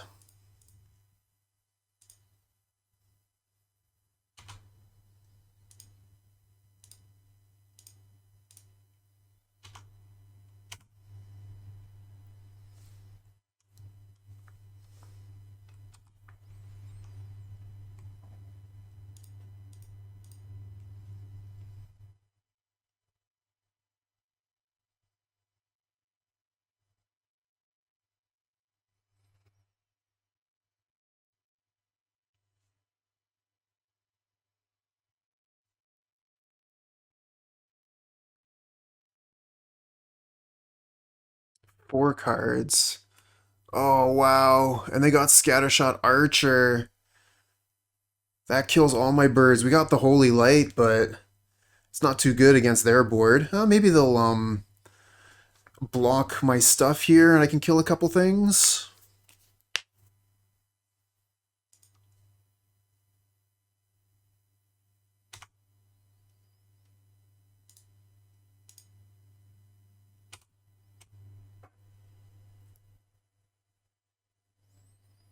Because they got to make some blocks here. This is a lethal attack, I think. 1, 2, 3, 4, 5, 6, 7, 8. Yeah, this is lethal. So they got to make some blocks.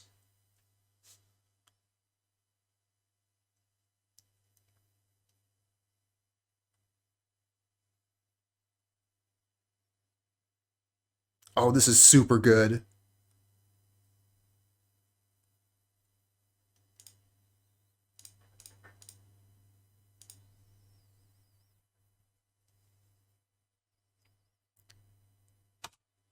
Kill all the stuff that you blocked with. I get to keep all my stuff.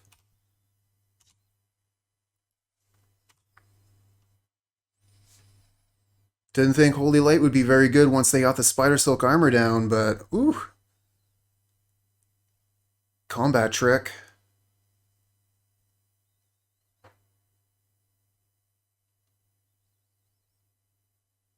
There's Well-Wisher. But do they have enough time? They got a lot of blockers. Another Journey. Excellent. Get rid of one of those blockers.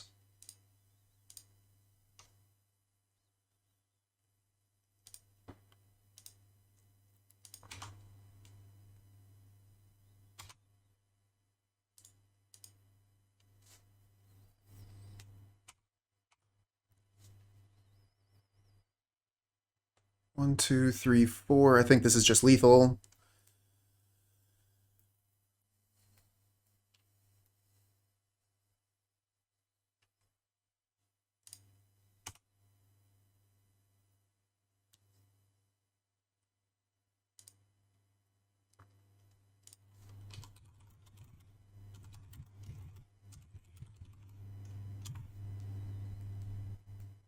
Hey, Niyotagawa. How you doing? We're having some fun with white weenies. HNDK, hello, hello.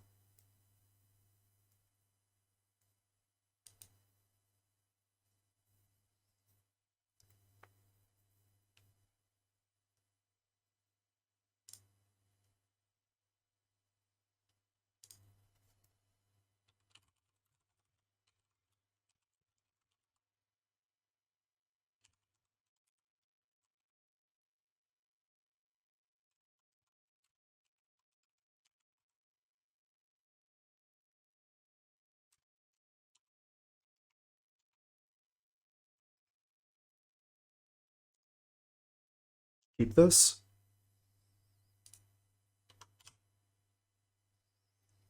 Slow hand, but we got Holy Light, so this is definitely the kind of thing we're looking for.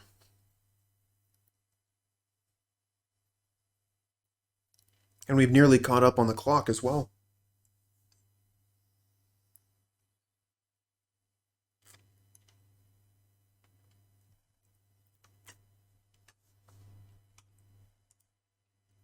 Oh no. That's not going to get killed by Holy Light.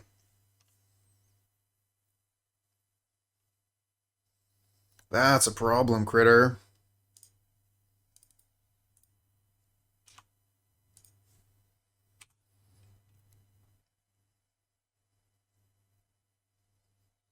Oh no. They got so many good creatures. What am I going to do? This thing's going to kill us.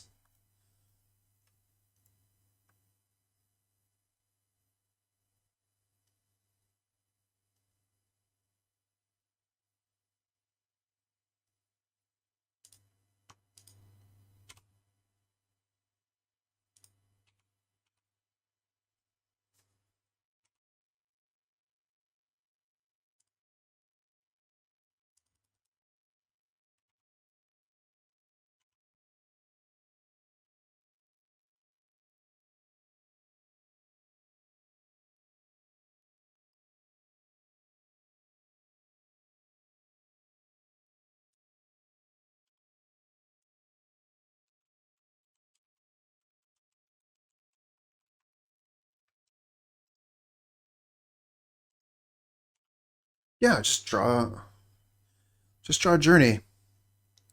Journey, kill that.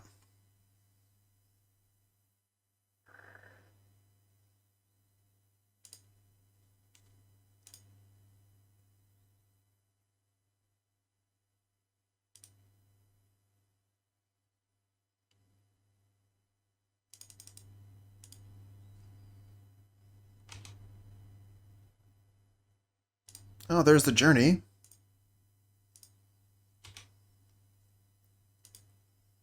Yeah. No kidding.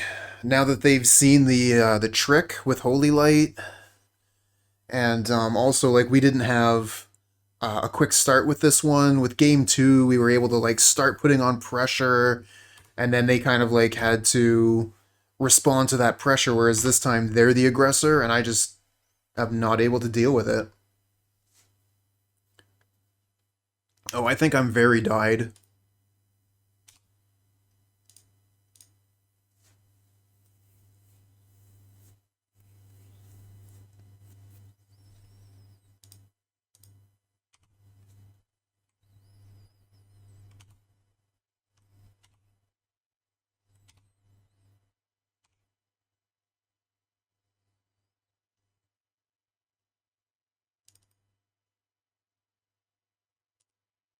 Stupid having 2 Timberwatch elves.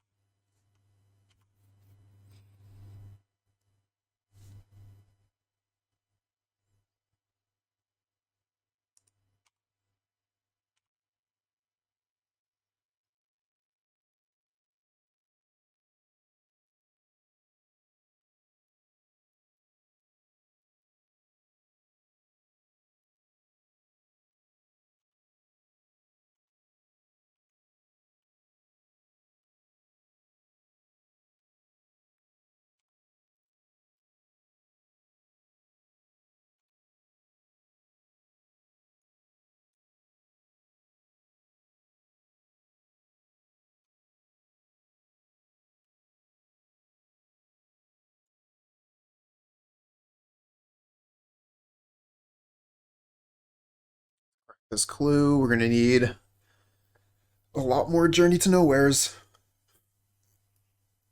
Gotta get this and this off the board.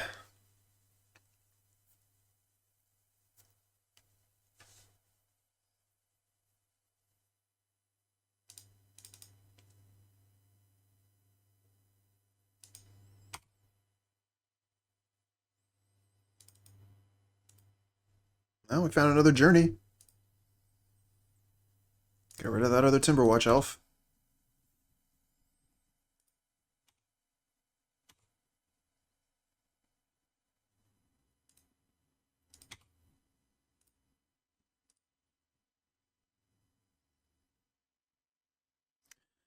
I could attack with this and then play a Search Party Captain.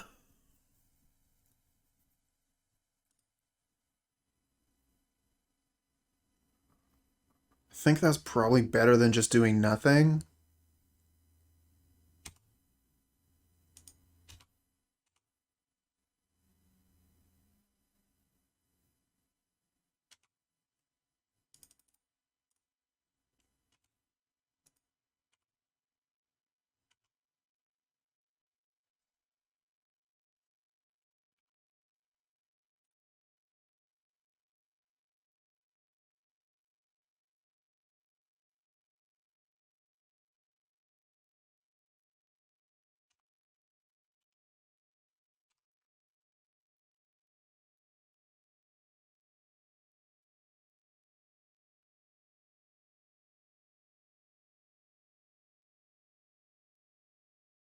Ten, 13, yeah, we're just dead, so gotta block here.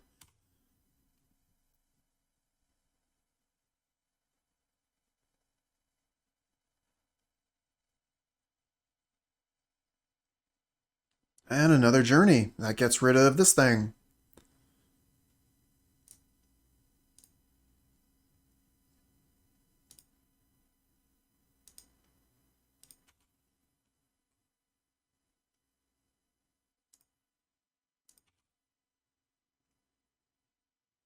And we still die to the rest of their elves. I can make 2 birds. So I get to block this plus 1 other critter, so that's 1, 2, 3, 4, 5, 6. Okay. Not quite dead yet.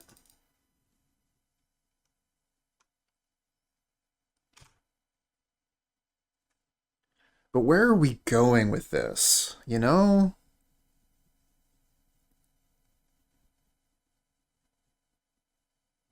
Scattershot Archer right after I play my birds.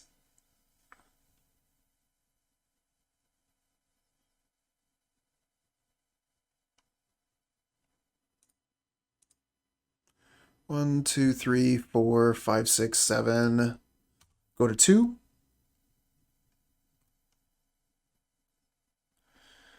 I'll attack with the bird. Double Guardian's Pledge. GG.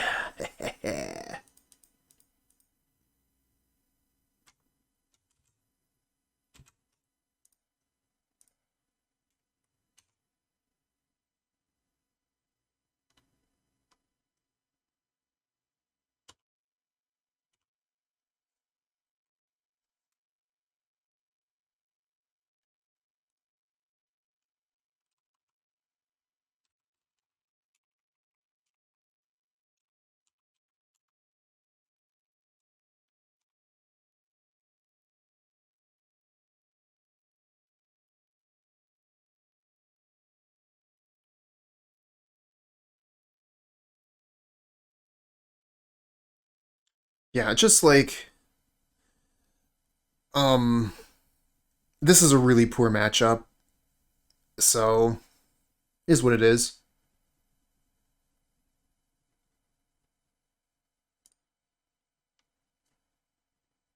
I wanted to block with a bird.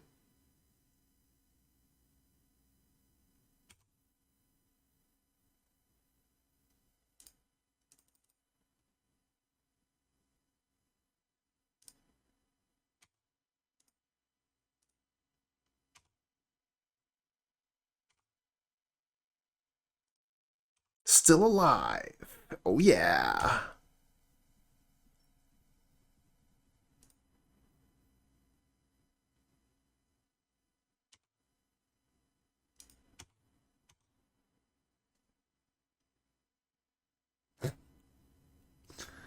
Yeah, no scoops here.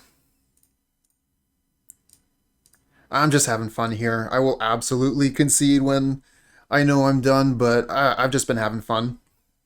Just been having a laugh here.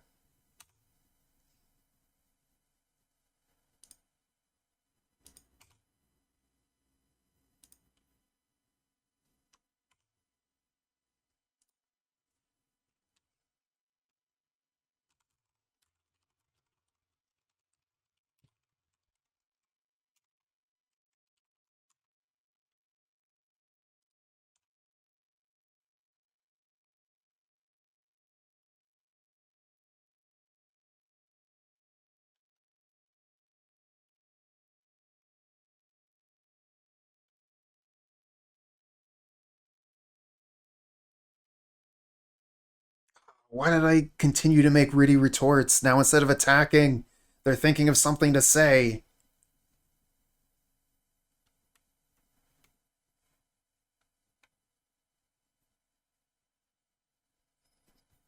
Yeah, yeah, and like depending on the matchup, like burn for example, you see your opponent's at 50 life. Yeah, you scoop and move on.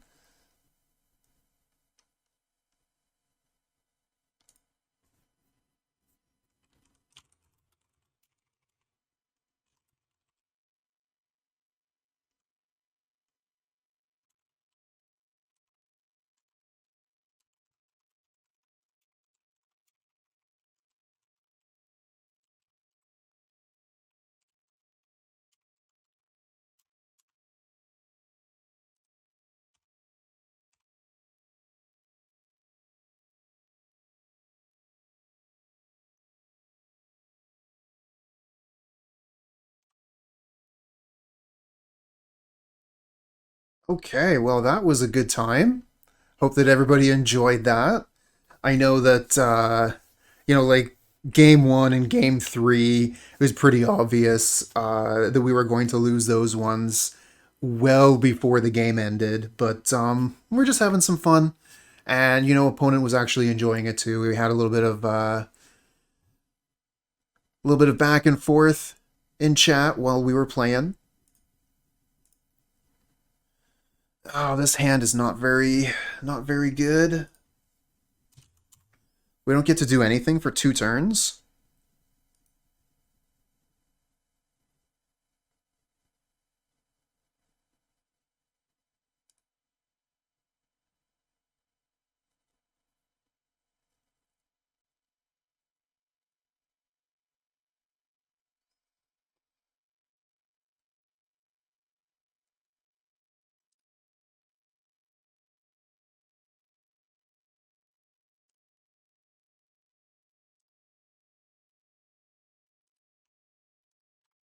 Please be burn.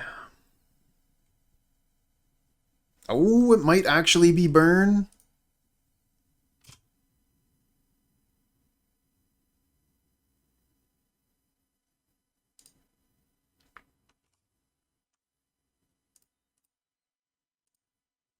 Who, me? Couldn't be.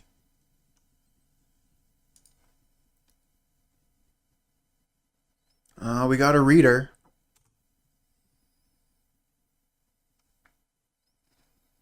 Alright, turn 1 Mountain, no play. Turn 2 Vault of Whispers.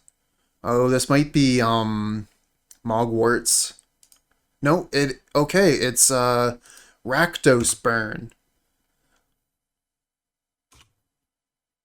Madness Burn. That's a cool deck. I like it. Play another Radiant Fountain.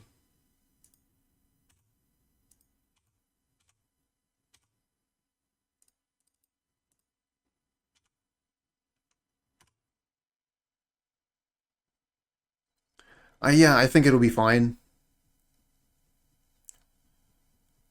We got Journey to Nowhere for their Gurmag Angler. Lunarch Veteran to gain a bunch of life with Kor Skyfisher.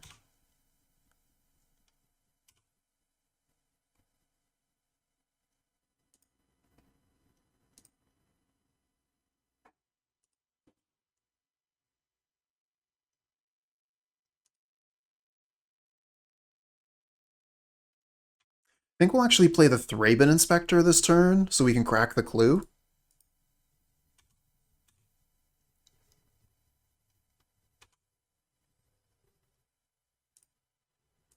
I think we get better value out of Skyfisher next turn.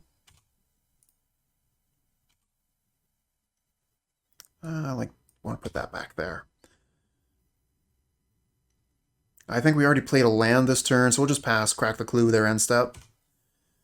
Judge! Cheers!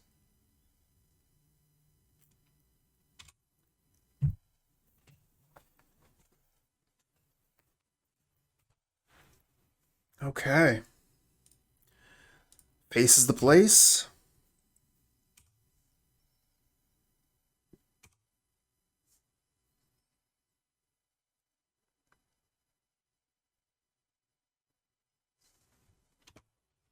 There's an Epicure. Wonder if they are playing the Gurmag Angler. Oh, Fodder Tosser. I love that card so much. It's such a good Madness card.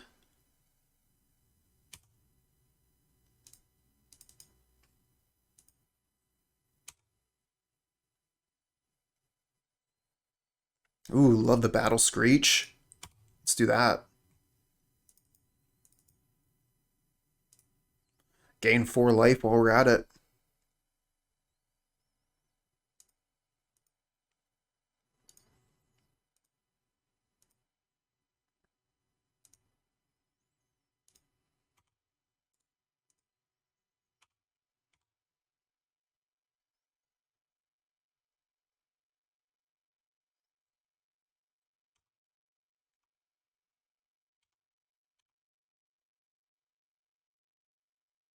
So I probably bounce the Search Party Captain so that I can redraw.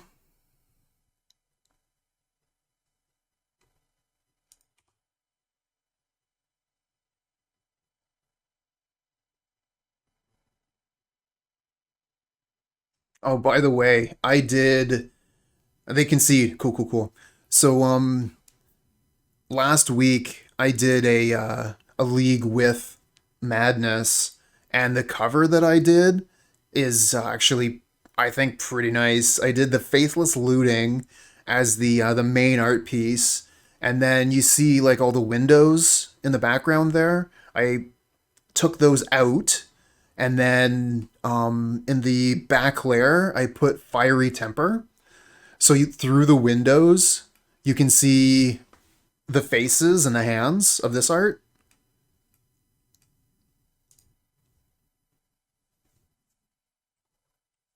Alright, so we're playing against Burn. We're going to want Last Breath. We could actually bring in Revoke Existence. And maybe even Dust to Dust. Let me check something here.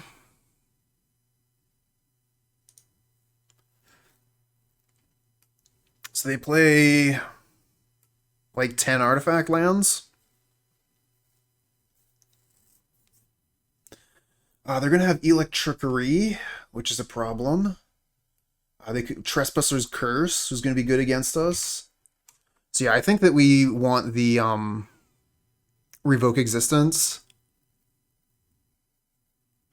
Yeah, Mercy. Yeah. It was actually the first 2 matches of that league that gave me the idea to do that one. Because Necromantia was so clutch in those first 2 matches. And I just happened to have a Yawgmoth that I had already pulled off of the art.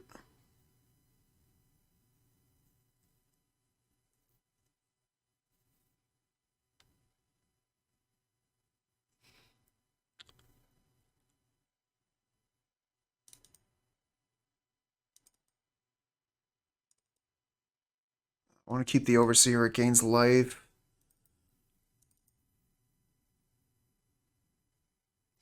Two more cards.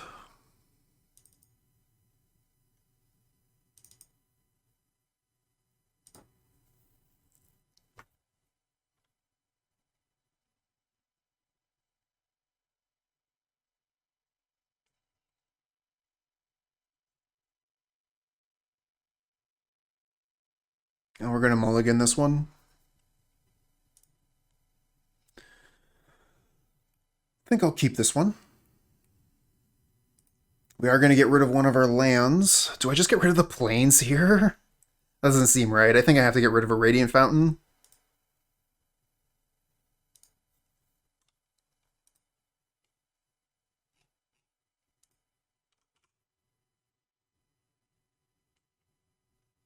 Should have got rid of the plains.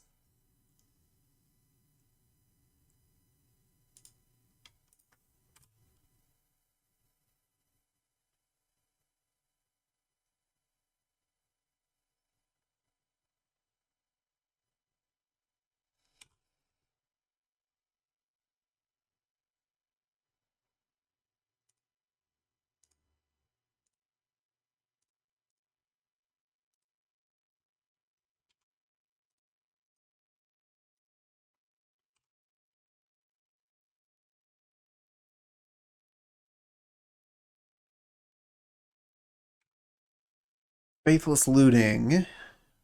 How many? You're going to discard 2 Madness cards here? Oh yeah. Kitchen Imp and Fiery Temper. Kitchen Imp is a bit of a jerk. Oh wow, they're going to Fiery Temper the Veteran.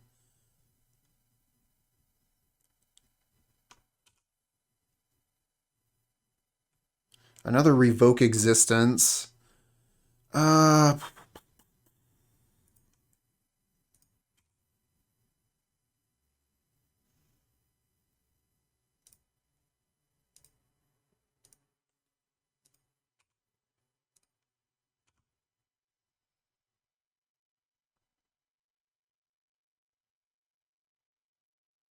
well, they have an artifact land we can revoke now.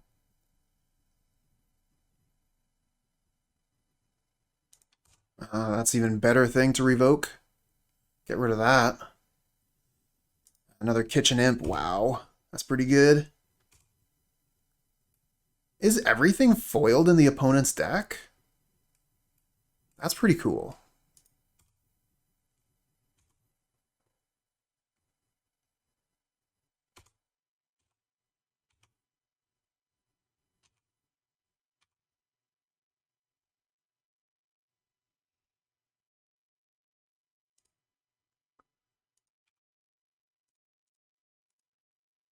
Get rid of Fodder Tosser.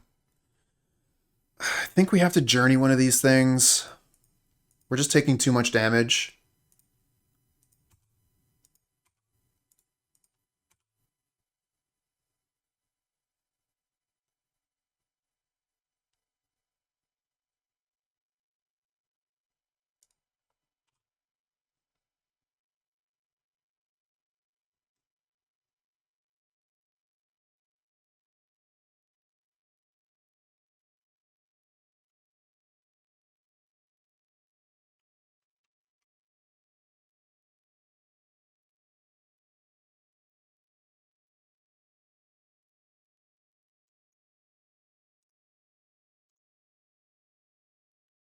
Kor Skyfisher.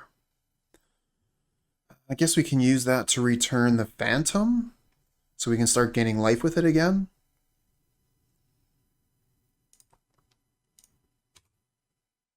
And Skyfisher also blocks Kitchen Imp, which is ideal.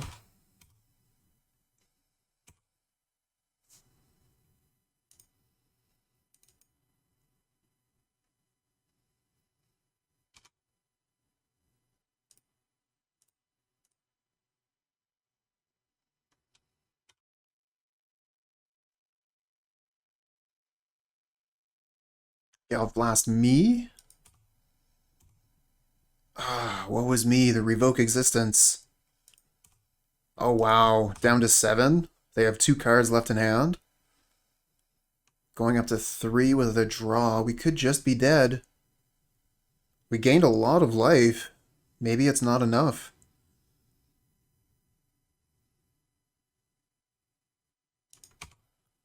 Okay, there's looting. If they discard Madness card, oh my god. Double Fiery Temper. They should probably throw one of the Skyfisher. Although if they, yeah, okay. Throw one of the Skyfisher.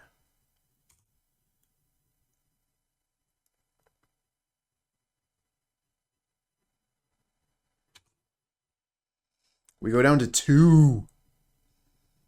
Maybe we're just dead. Okay, Deadly Dispute. They have a Bolt. Bolt and we're dead.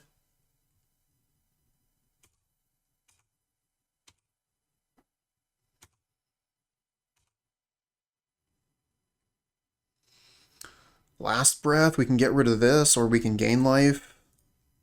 Let's go up to 3 here.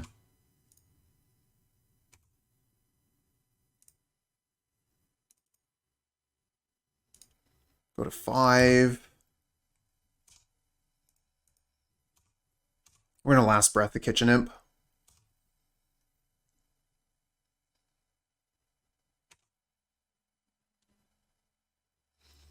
Kind of think I might want to just do it now, so they can't use Deadly Dispute, sack the Kitchen Imp.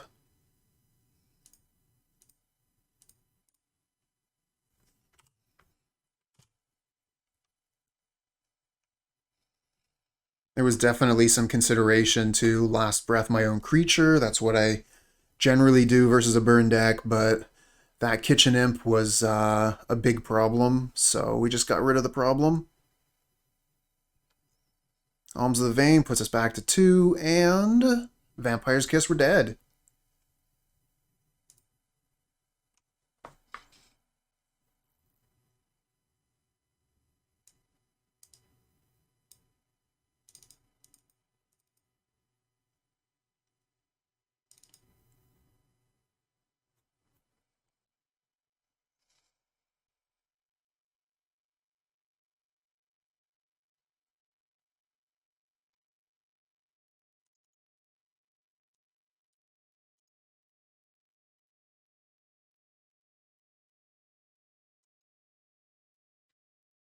We're on the play here.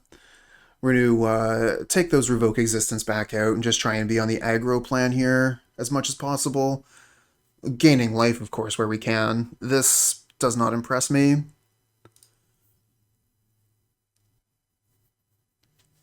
I could do something with this hand, though. Ah, Weber says Revoke Existence gets even better on the play. Which makes sense if we're hitting their lands.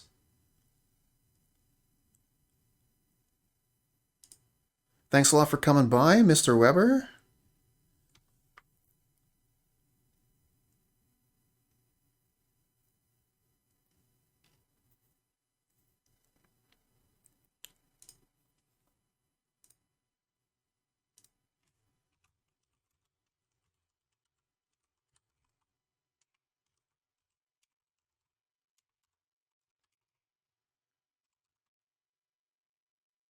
Sure that most of you know who Alexander Weber is, but he's a very talented Pauper player, plays here on Twitch. Definitely check him out.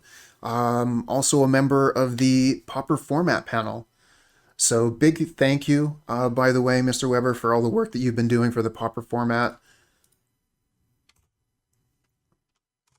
Definitely have been enjoying Pauper quite a bit more since the ban decisions.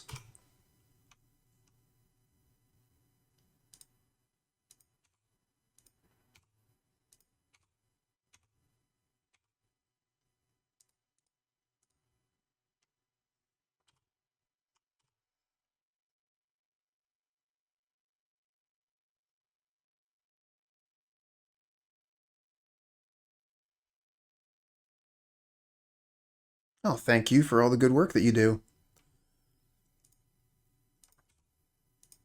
We're going to play this Search Party Captain.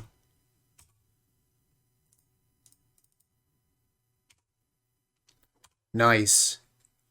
Find the white land we need, the plain, so we can start screeching. This would be a lot nicer if we had a veteran on the battlefield as well.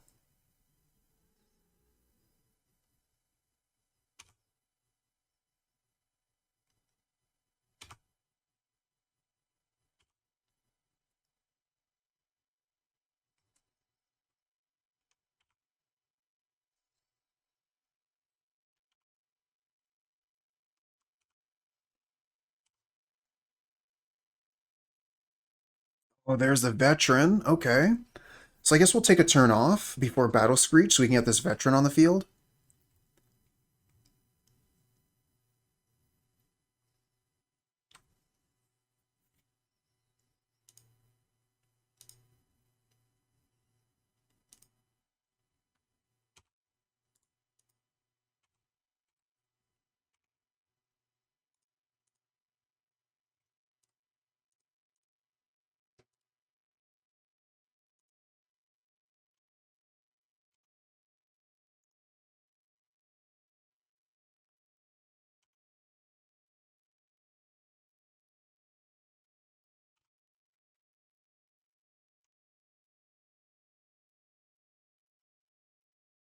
Oh, Lightning Bolt the Skyfisher.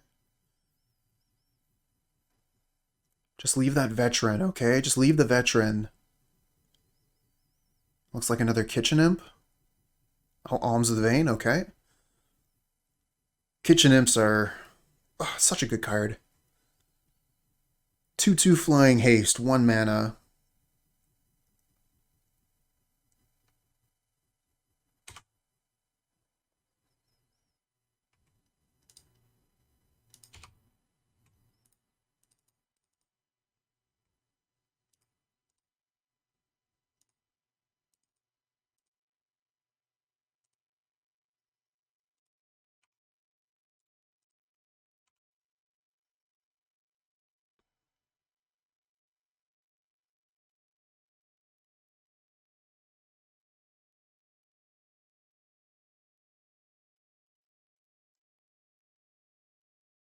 So we got the Kitchen Imp. Then there's the Kitchen Finks. Then there's the Kitchen Lynx.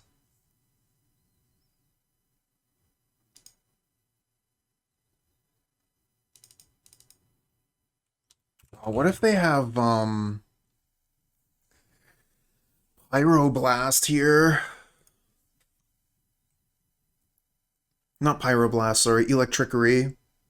That would be brutal.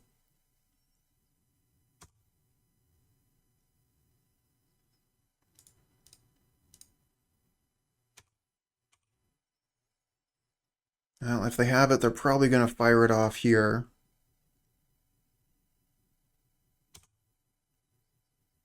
I don't think they have it.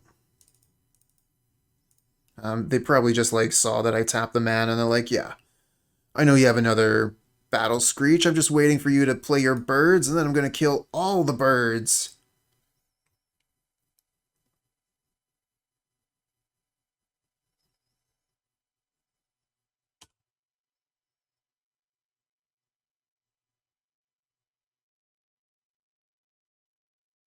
Yep.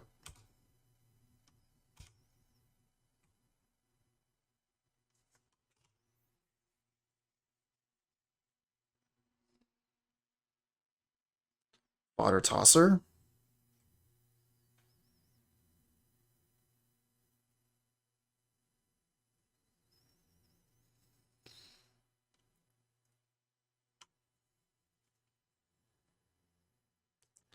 Play a Crossroads.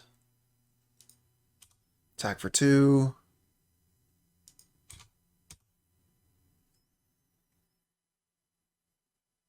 Oh, they're going to Galv Blast my captain. Yep. That works.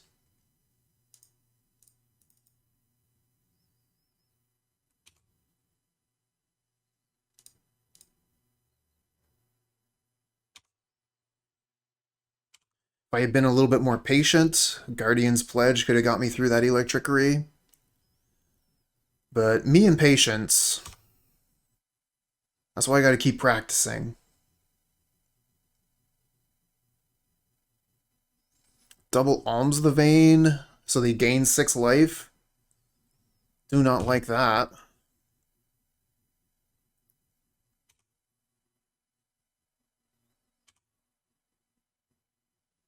These are also cantrips because of the Faithless Looting.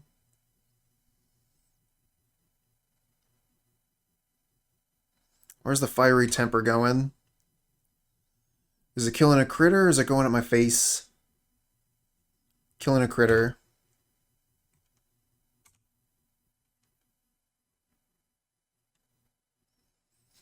Well, we're both low on resources at this point.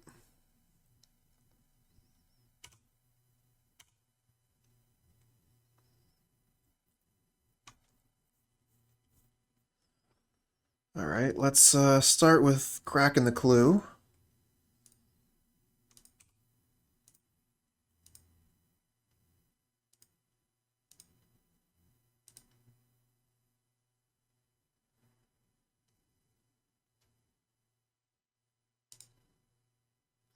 Yeah, I think I could have played a lot slower so that I could have kept Pledge up. That was just me being impatient.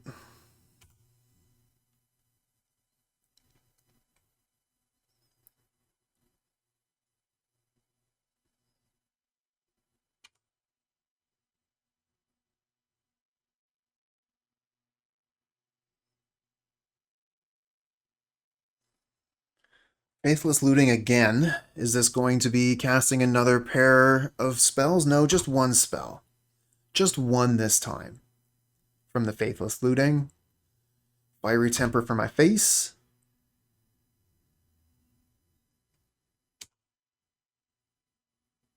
No blocks, go to 12.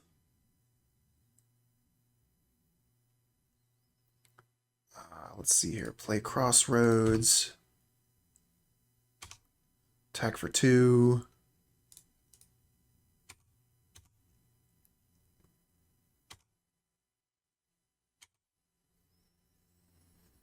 Need some more critters.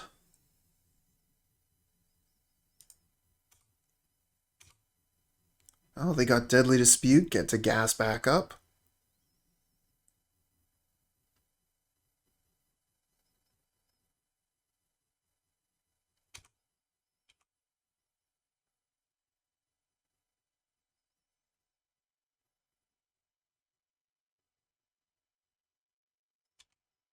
Faithless Looting again. This time discarding Lightning Bolt and Vault of Whispers. What are there left? What are your leavings if you're discarding Lightning Bolt? That's scary.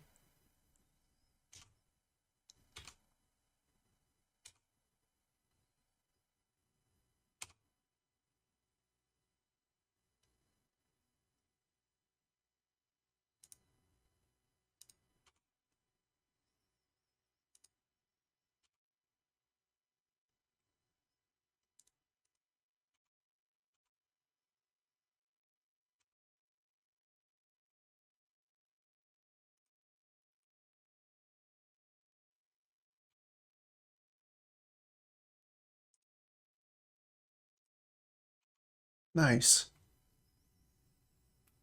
I didn't realize it was leaves the battlefield and not dies. That's a little bit better than I thought. Cool.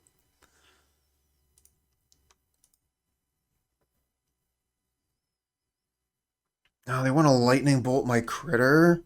Do I just Guardian's Pledge to save it here? I feel like this critter is pretty important.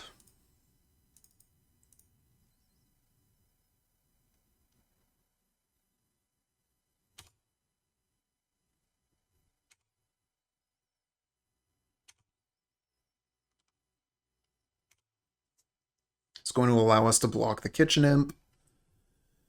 Going to allow us to put some pressure on later. Galv Blast on the Kor Skyfisher. Damn it! I guess we could Last Breath, gain the life. Kind of like that. Let's gain 4. Actually gain 5.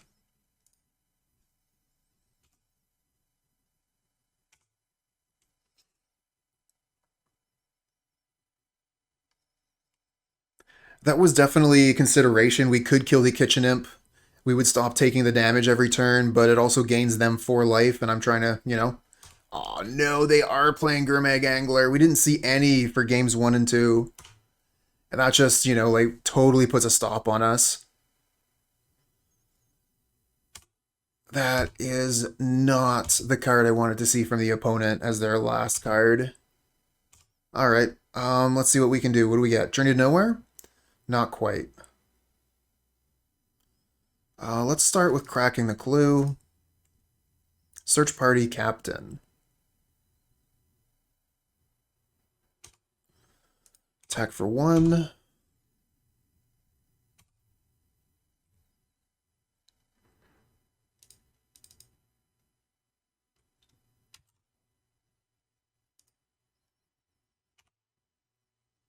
Oh, we get a Radiant Fountain.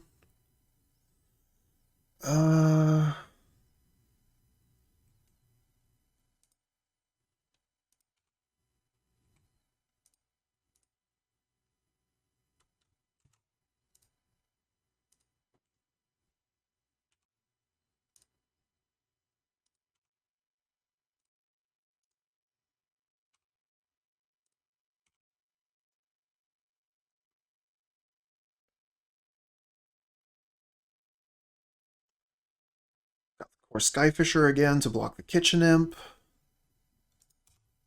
Faithless Looting, Flashback. Are they gonna... They have more Madness cards? They get more? What did you get? What do they get? They've already used a ton of Tempers. They find a Kitchen Imp and an Epicure. Kitchen Imp, always a good spell for them. Now they can potentially double block the Kor Skyfisher, making my attacks way worse. I think I'm just gonna... We just take the... Oh, they don't even attack with the Gurmag Angler. That's good for us. Search Party Captain. Let's draw a card first. Get a Plains. Let's just play the Captain here. Draw a card. Get a Kor Skyfisher. Okay. So we could Kor Skyfisher the Thraben Inspector, get another clue.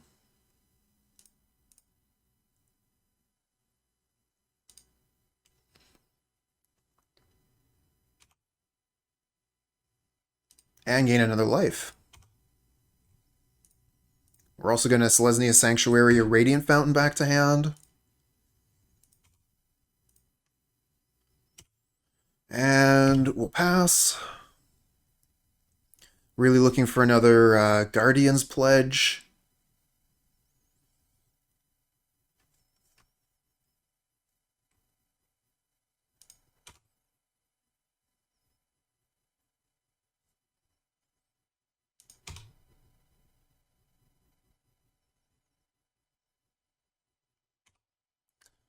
Do they attack this time? No attacks again. Excellent. And we get Guardian's Pledge. Okay, let's go up to 20. Draw a card. Another Guardian's Pledge. We have enough mana to cast them both. Oh my god. Let's go.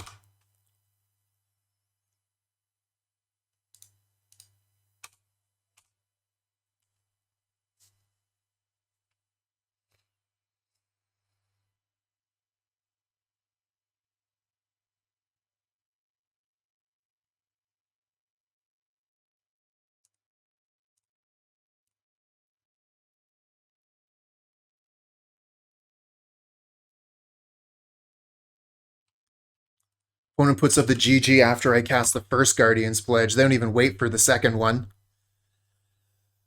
Positive League with White Weenie. All right.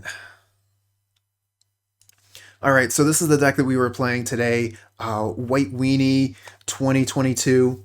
A lot of new cards have gone into this deck list. This is one of the reasons why I wanted to pick it up immediately, why it was exciting to me. We've got Inspiring Overseer from Streets of New Capenna. We've got Spirited Companion. Did we have another card from this set? No, just Spirited Companion from that set. Search Party Captain, Lunarch Veteran, some more new cards. I mean, Thraben Inspector is sort of new. This thing's been a mainstay in Pauper for a long time now. But, you know, it's a nice combination of the new cards and a lot of old cards as well. Field Surgeon from Urza's Destiny, Battle Screech from Judgment, Desert from Arabian Nights, Holy Light and Dust to Dust. So yeah, it's a really, really cool mix of cards that are very, very new, the newest cards, and some of the oldest cards in Pauper. And yeah, the way that it came together, I definitely like it. I've found previously when I've been playing White Weenie decks, you just run out of gas, right? Like, you're playing your creatures, everything's fine, and then the opponent plays Cannonade, and you're empty-handed, and you just have nothing left. With this deck, I've found that, you know, like I was drawing cards with almost everything, right? Like Search Party, Inspector, Spirited Companion, Overseer, Kor Skyfisher kind of draws cards too. So it just kind of felt like I was always keeping gas in the tank with every card that I was playing. Definitely like the feel of it. I think that this might be the white deck right now. You know, like time will tell, but I definitely would prefer to play this over Heroic. In any event, I would recommend this deck. It was a lot of fun, and yeah, I think that it's definitely strong enough to win games.